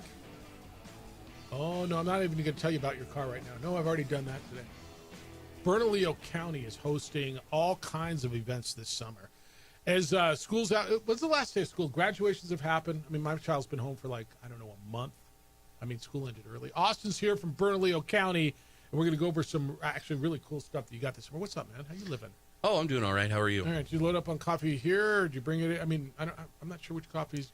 Oh, actually, I got this from Circle K. I see that. No. Now, you think Circle K coffee, it's actually pretty good. You know what? You don't have to convince me. I got one right down the hill. I think it's just as good as, your $5 coffee. And I promise you it's a hell of a lot quicker. That's why I went for it. I was on my way here. Seemed like a good idea, so. Yep, no, it's good. All right, let's start. I just want people to know what stuff that the Bernalillo County is doing. First of all, you got a summer lunch program. It starts in early June, and let people know sites, times, what have to do, who's eligible for these summer lunch programs. Yeah, so we got a ton of stuff going on this summer. We're kicking off our summer lunch program next week. It starts on Monday, June 2nd. So basically what that is, and it's a little different. The city has their own program too. So we're taking care of the people who live in unincorporated Bernalillo County, people in the South Valley, parts of the West Side, Northeast Heights, the Pueblos, stuff like that. So basically, you just have to be a kid, ages 1 through 18. You just have to be a kid. You just have to be a kid. By the way, I never grew up. I just want you to know that. So it's not mentally, it's physically what your ID says, 1 through 18. All right. Well, and so, yeah, you just got to be a kid. There's no forms to sign or anything like that. And then, there are a couple rules, for most of our sites. You got to eat the whole thing, and you got to eat it there. Not in front of them, but you can't just say, I don't want the milk. We do have some sites where you can take it home, but generally speaking, you got to eat it there. All right, here's the deal on this. So first come, first serve on these. Parents must, again, you said they must, receive the whole thing, including the milk. Grab-and-go sites are Pajarito Mesa Community Building, Los Vecinos Community Center, Vista Grande Community Center, Chilili Multi-Purpose Center, Isleta Pueblo Public Library, and the Isleta Recreation Center. Yeah, it kind of makes sense, right? The rural areas where, you may not have time to drive all that way and drive all the way back. So it's good. And again, Austin's in with Bernalillo County, and there's great summer programs. All right, movies in the park is big. Friday night movies in the park has become a big deal. And I'd love to talk about that. Just real quick on the summer lunch thing. Oh, yeah. There's so many different locations that we do this at. It's taking place all over the county, and we can't list them all. So burnco.gov /summer lunch. Yeah, and then if you just go there's a community service page there, lunch program. But yeah, burnco.gov. Everything we talk about here is going to be at burnco.gov, and you can find it. And these are things that are going on as you go through the summer. What can we do if you need the lunch program or you're interested in that? Hey, I want to take part in whether it's movies in the park or if I want to take part in Evening in Paradise, which we're going to tell you about. Like it's all right there on the website. Movies in the park is a Friday night thing, and it looks like a pretty regular thing. Not every single, you're going to miss the 4th of July weekend, but it looks like you've got some really cool things. You're spreading it all over town. Oh, yeah. I personally love movies in the park. It's great for the entire family. The whole point, come out with a blanket, maybe a pizza or what have you, and just, hang out. Bring your own lunch on this one, right? And, just hang out. And the movies are free. We hold them all around the county. We're kicking it off this year at Westside Community Center with Inside Out 2. So cool. We're playing Coco. We got the new Paddington movie. Movies for families. Sonic 3, Mufasa, The Wild Robot, Wizard of Oz. So you got all kinds of cool stuff. It's again all over town, from up on Indian School to Balloon Fiesta Park to pick your part of town. You'll find your spot. It's true, and it's actually something that we're doing jointly with the city. So last year it was kind of our own thing. This year we're kind of helping each other out, and just if you got nothing, you're sitting around bored on a summer night, just come on out. Plan, man. It's like everything else too. I tell people like this can be something you make your Fridays. You're looking for a family event on Friday. They're there. Make a plan, put it on the calendar, and say, hey, what are we doing next Friday night? Oh, it's going to be movies in the park. It's going to be cool. Grab your neighbors, grab some people go meet some new people in your hood, and enjoy it. And by the way, last time I heard free is pretty cheap. Yeah, especially in this economy, right? Yeah, no, it's good. But yeah, that's the name of the game. It's a family thing. Come out and meet some people. I know the kids have a blast. They're always running around having a great time, and you got to enjoy the summer night air. I think too many people stay inside over the summer, and I get it. But you got to come out at night. I don't get it, actually. I don't get it. The evenings are so gorgeous. I don't get it. It's Paradise around here. Evening in Paradise, June 7th. That's coming up not this coming weekend. That'll be the following weekend out of Paradise Hills Park. That's true, yeah. It's actually going to be the day after. So we're kicking off Movies in the Park June 6th. And then Evening in Paradise is going to be June 7th. Kicks off at 4.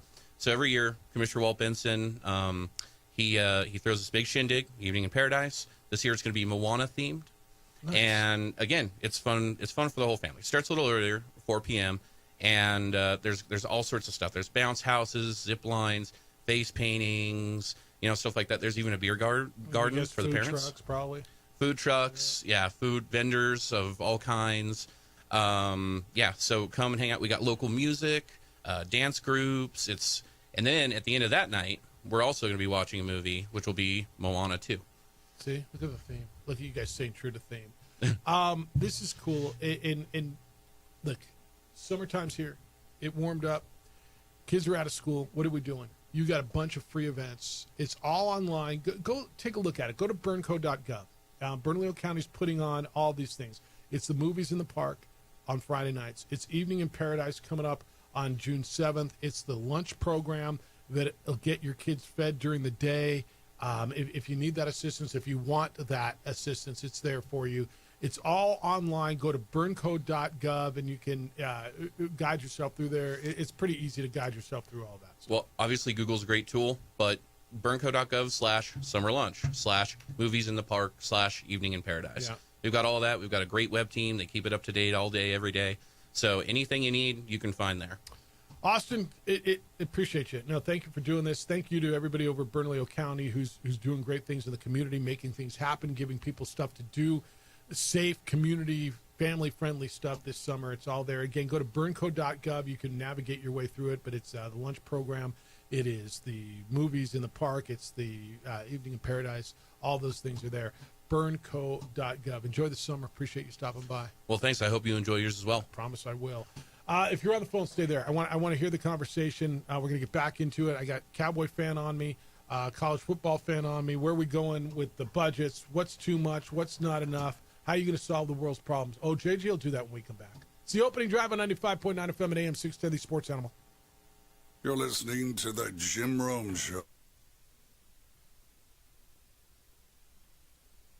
We would like to thank the following sponsors for making this broadcast possible. The Yeller Sub, located on 7200 Montgomery Boulevard, serves breakfast all day long along with classic hot and cold subs. Don't forget about our shakes, malts and floats made with your favorite Bluebell ice cream. 45 years and still going strong. Come on down to the Yeller Sub, official sandwich of ProView Networks. Don't sacrifice quality and flavor when you're in a hurry. Golden Pride offers ribs, fried chicken, red and green chili breakfast burritos, and frontier sweet rolls. 4 great locations, or visit us online at goldenprideabq.com. Golden Pride Barbecue Chicken and Ribs are proud supporters of ProView Sports. From the Sandia foothills to the banks of the Rio Grande, generations of families remain.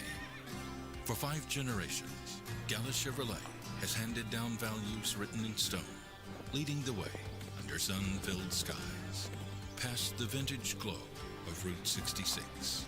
Built by generations past, built for generations to come. This is New Mexico. This is Gallus.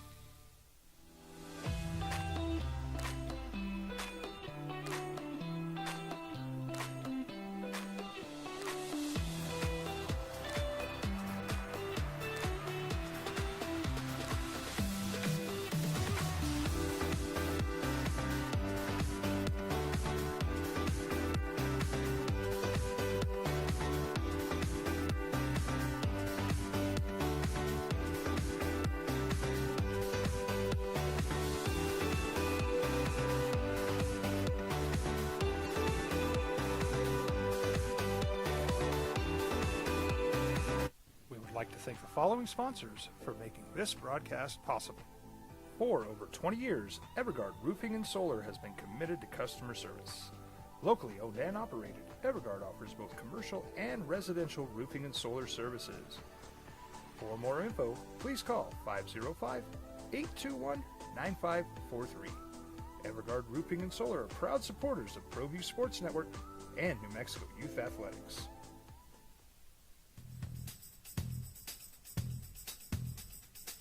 International Protective Services is a proud supporter of ProView Sports and New Mexico Youth Athletics. IPS provides residential and commercial security services in the Albuquerque metro area.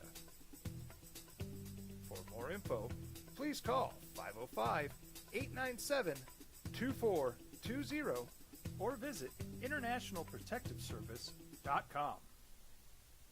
We would like to thank the following sponsors for making this broadcast possible.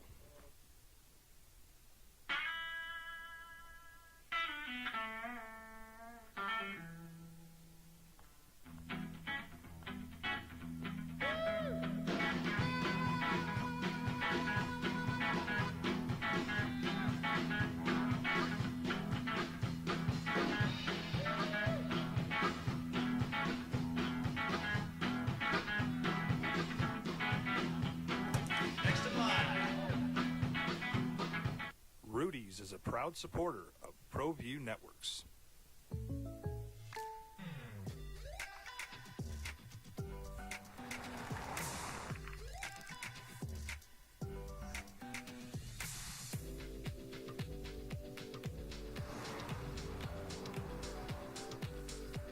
For your surprisingly great rates, contact your local State Farm agent today.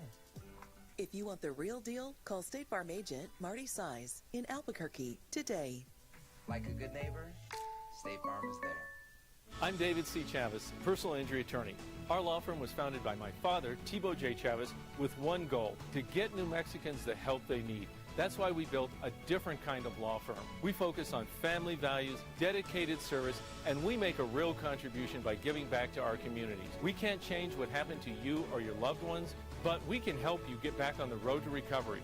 We're by your side, and we're still as local as red and green.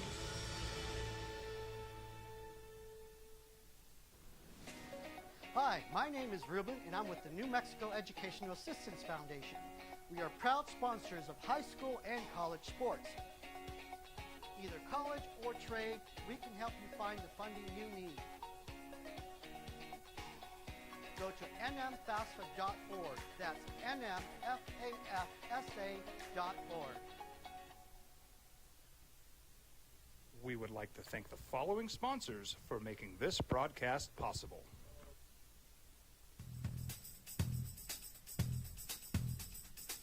International Protective Services is a proud supporter of ProView Sports and New Mexico Youth Athletics. IPS provides residential and commercial security services in the Albuquerque metro area. For more info, please call 505. I was going. We'll get there in a second. Because I got a text. If UNM women's basketball somehow could find $3 million, big ask. You'd have to find, somebody who's just super passionate about women's basketball. But $3 million in NIL. Could they be a top 10? Let me just even back that out to a top 20 program.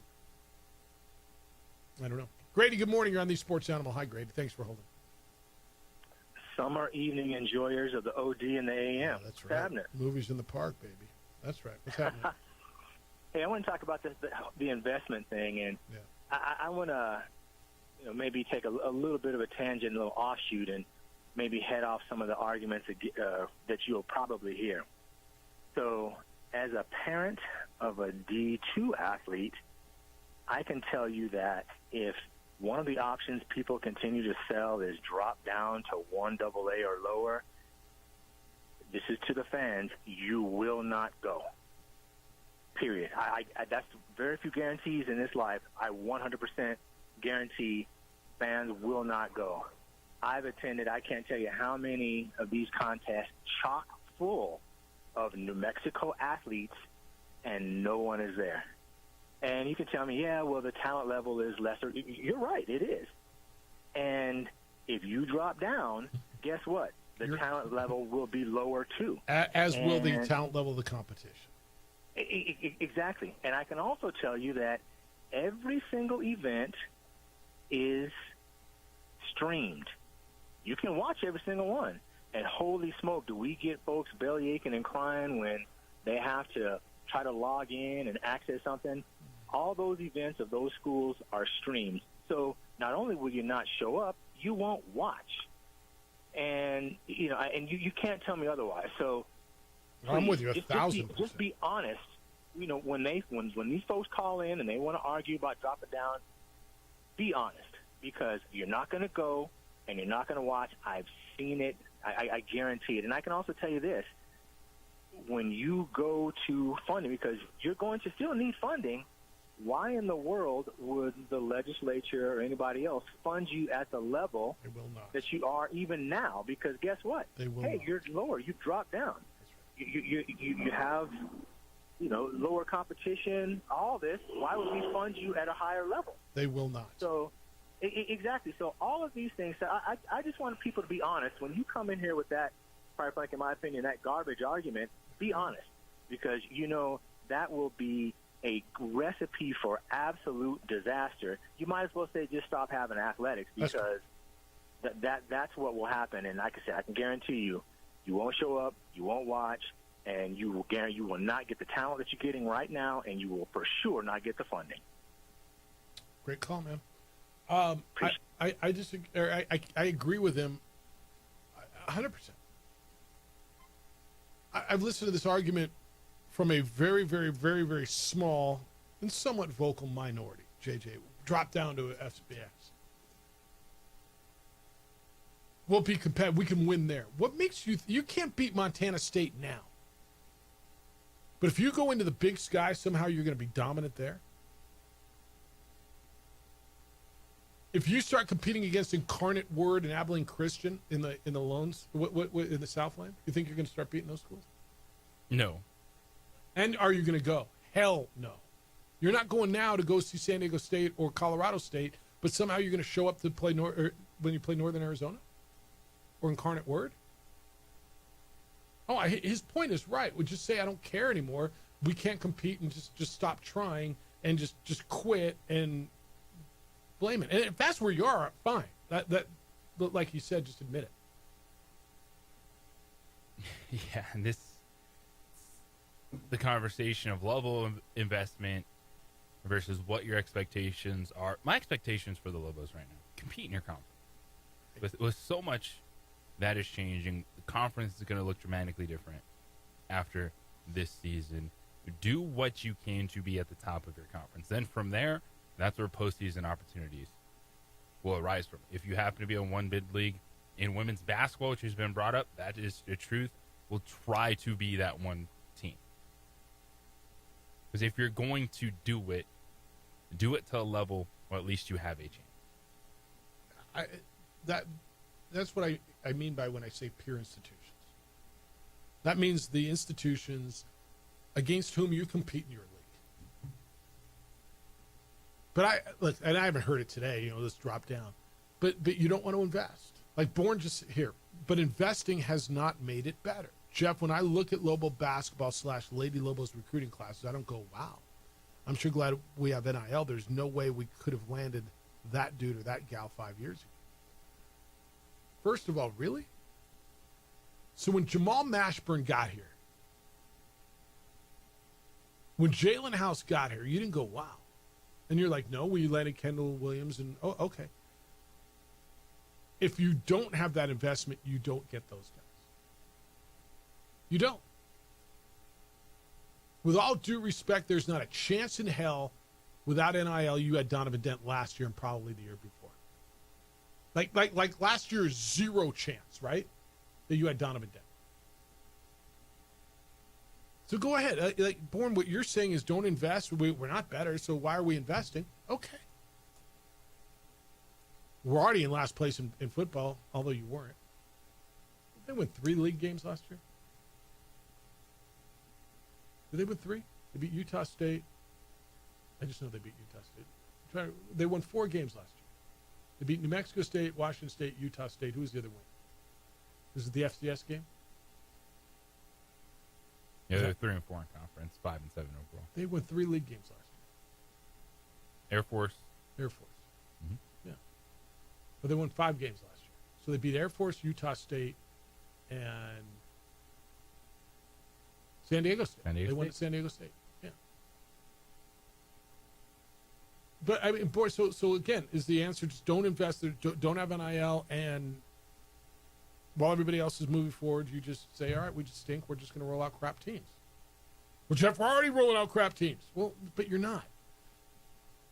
New Mexico won more Mountain West Conference championships. Now, you didn't win football, but you did win men's basketball, than any team in the Mountain West, including San Diego State, including Boise State, including everybody. You won more championships this year than anybody in your league. Well, tennis doesn't count, Jeff. Well, it kind of does.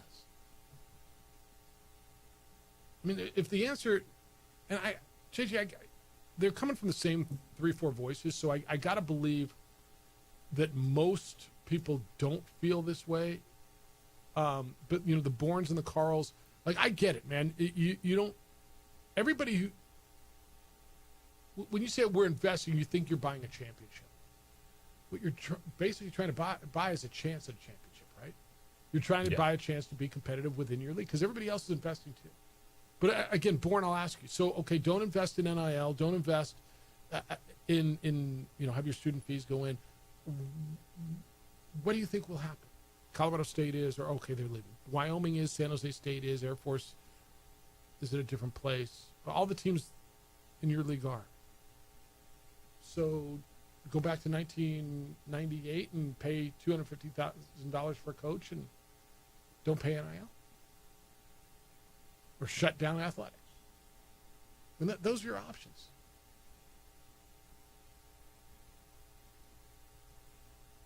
So I mean, boy, I couldn't disagree more, Jeff. We mercenaries clogging up the system for 6 and 7 years. There are going to be more players for schools like Lobo Athletics to land, not fewer. It's from less. I'm not sure what that means. So more transfers in the system 6 and 7 years. There are. I mean, you're getting them. The portal give it, the portal take it, right? All right, I'll catch you up on all the rest of your correspondence, Cowboy stuff, everything you got to know as you go through your day. 505-246-0610. It's the opening drive on 95.9 FM and AM 610, the Sports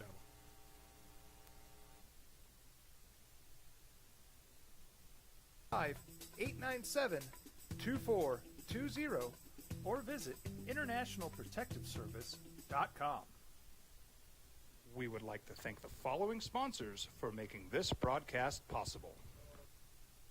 I'm a Blaze King customer, and I have been for the last 10 years. Blaze King stoves are very efficient, they're easy to maintain, and they use a lot less wood than you would typically use with a fireplace. Blaze King, that's a fire. The heat is on when it's a Blaze King wood stove, controlling heat up to 40 hours on a single load of wood with a built-in thermostat. See for yourself at either Blaze King showroom, Albuquerque and Santa Fe. Blaze King, and now that's a fire. From the Sandia foothills to the banks of the Rio Grande, generations of families remain. For 5 generations, Gallus Chevrolet has handed down values written in stone, leading the way under sun-filled skies, past the vintage glow of Route 66. Built by generations past, built for generations to come. This is New Mexico. This is Gallus. Hi, my name is Daniel Chavez, and this is my business partner, David Chavez. We are the owners of Indeed Safety.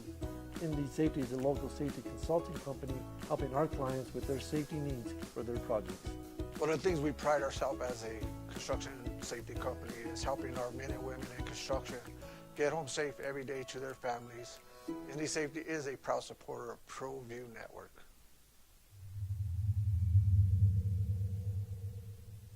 ProView Networks would like to thank the following sponsors for making this broadcast possible. Hans Whitler Automotive, German car maintenance and repair in Albuquerque, New Mexico. Call 505-294-7684 or visit HansWhitlerAuto.com.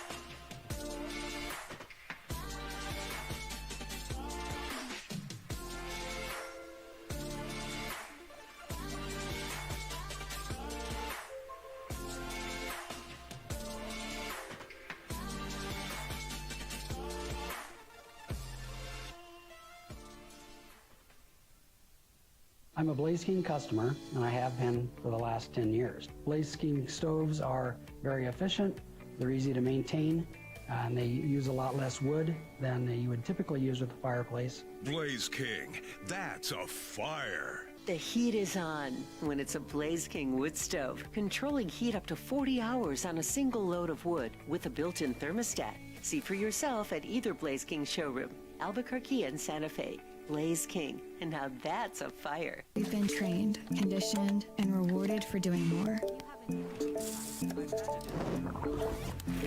But people weren't designed for all that doing. Our bodies need to settle into nothing from time to time. Into nothing at all.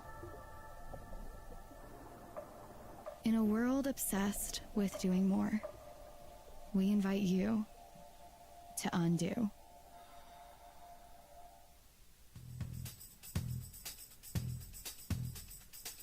International Protective Services is a proud supporter of ProView Sports and New Mexico Youth Athletics. IPS provides residential and commercial security services in the Albuquerque metro area. For more info, please call 505-897-2420 or visit internationalprotectiveservice.com. You followed him from the first day he signed with the team. You remember the day he poured in 63 points? The night he played a sold-out concert to 30,000 people. The day he gave his infamous speech. That's why you believe in heroes. That's why you remember and collect their memorabilia. All in Autographs, where you can meet some of the greats, collect some of the greats, and share your own legacy. Visit All In Autographs, where you can celebrate the great and have your own piece of history. Well, I'm going to the frontier, walking to the cashier, order up a root beer and a number one. Cover it with green stuff, one scoop is not enough. Find a booth is real tough, back by the Duke. Meet my family, meet my friends in the quirkiest restaurant I've ever been. All of Albuquerque's favorite spot, it's the Frontier Restaurant. The Frontier Restaurant is a proud supporter of ProView Networks. In hockey last night, Edmonton's up 3-1 in that Western Conference final. Carolina will host Florida tonight. Florida's up 3-1 in that series, looking to close that out. Couple of emails from y'all. Omar said Omar plans to sign a one-day contract and retires as a Dallas Cowboy fan, Jeff. Instead of cheering for another team this season or the current star, which Coach Jones has royally bleeped up. All right. Omar's been as staunch as there's been when it comes to Cowboy football. Bourne says, have we talked about Mount West baseball, Jeff? Nope, we have not. Champion Fresno State draws UCLA at Pauley Pavilion. Thanks for participating, Bulldogs. I don't know, man. The Diamond Dogs are tough, though. Like, what did you expect them to get? They were second place team in the Mountain West. They got a 4 seed in the regional. Got to go down to L.A. I think, UC Irvine's in that or something in that region? Somebody else. Text line. Happy hump day, fellas. Man, the Ice Topes crushed Sugarland last night. 11-5 was the final. Topes batter consistent with the runs being the payoff for the Ice Topes. They're hitting, dude. And in particular, I mean, Ryan Ritter again yesterday. JJ, when does he get called up? Never. Why?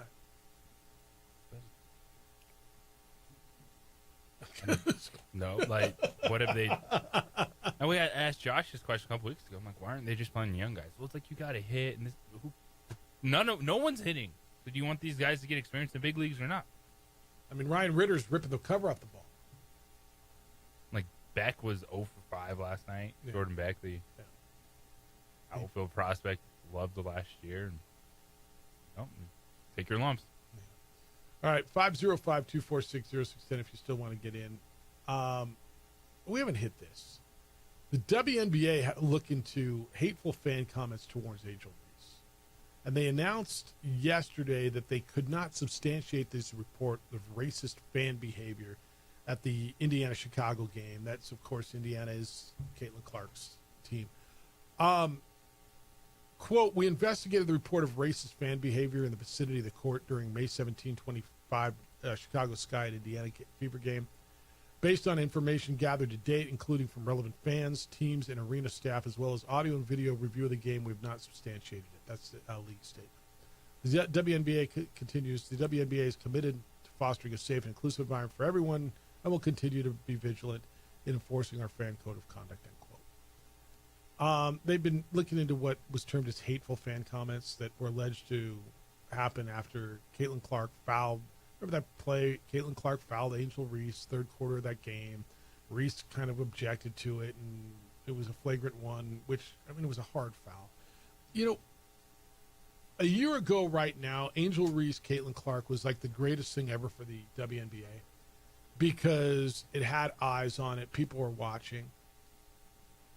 JJ, am I out of my mind to think that may be kind of the worst thing, that little quote-unquote rivalry between those two? It's just gotten so hateful. Fans on both sides, it's become racial. Not that it wasn't to begin with. I don't care.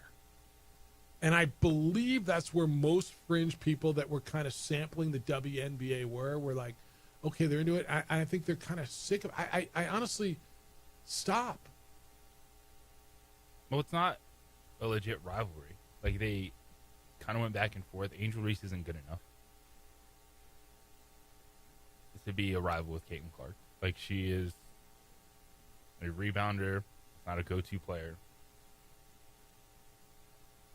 I don't disagree. I think last year it worked. Okay. People are watching Caitlin Clark. Now, 2 weeks, the WNBA will go away because she's not playing. That's right. Because the numbers are there for Caitlin Clark. Here we go again, ratings, but she moves the needle. And with this, with anything that if you hear it in the moment cross the line, whether you're an NBA player, WNBA player, security should address it. But this is falling on so many deaf ears now. Yeah. It's just one thing after another after another. Oh, absolutely. Oh, goodness. Yeah, like I'm over it. And the racial piece of it, like you know, she's just an annoying white girl, whatever. There have been other white players in the WNBA that have not resonated like this. Is that she isn't getting all this attention only because she is white. Sabrina Ionescu was really good. Diana Taurasi was really good. Breanna Stewart is really good, right? I mean, all those players are really good. They are Caucasian, correct? You want to talk about numbers? I don't care about TV numbers. JJ, look at her basketball numbers. Caitlin Clark's game should speak for herself. She's entertaining. That's why people watch. And her numbers are real. She's different. She is, and I've heard it, and I think it's a fair comparison. She's the Steph Curry of that game. She is extended what is in shooting range.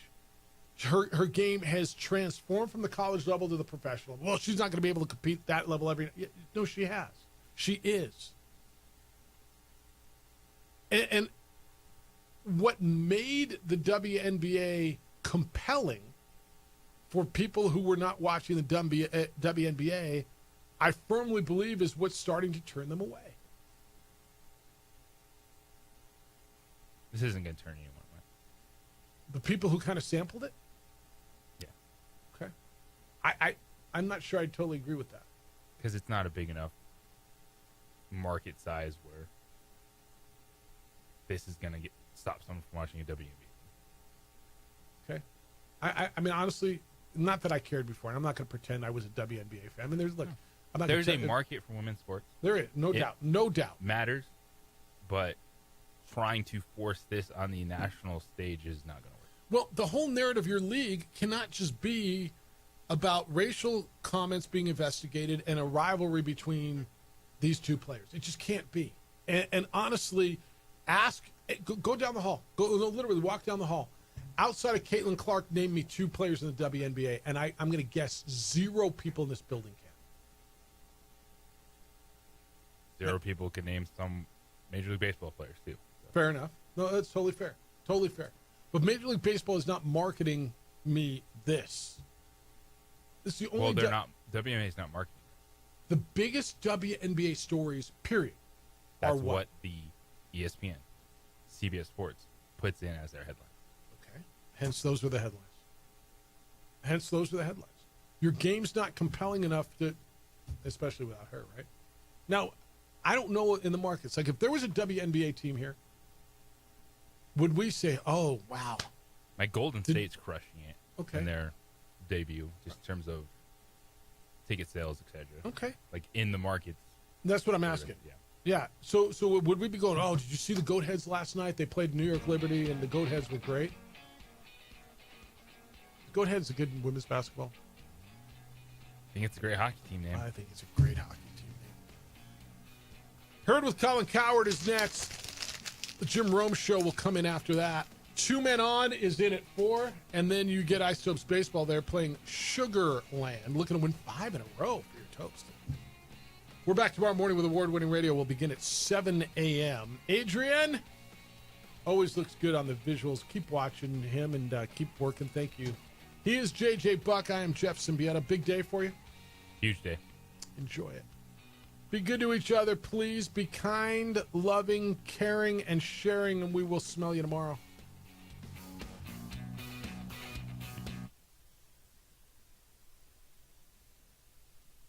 We would like to thank the following sponsors for making this broadcast possible.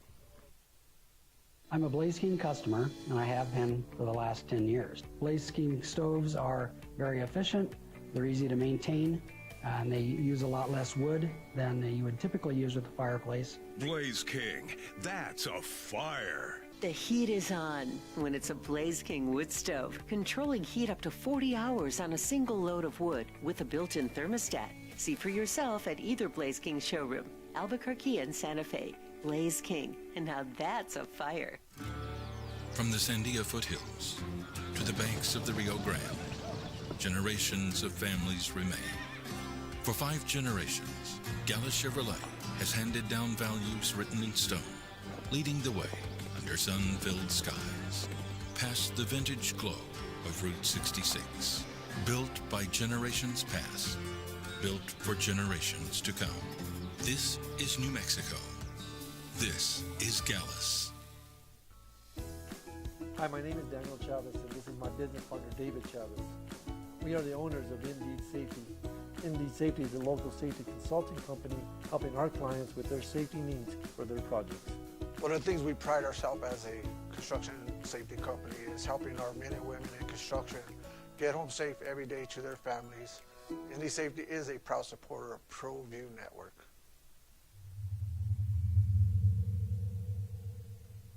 ProView Networks would like to thank the following sponsors for making this broadcast possible. Hans Whitler Automotive, German car maintenance and repair in Albuquerque, New Mexico. Call 505-294-7684 or visit HansWhitlerAuto.com.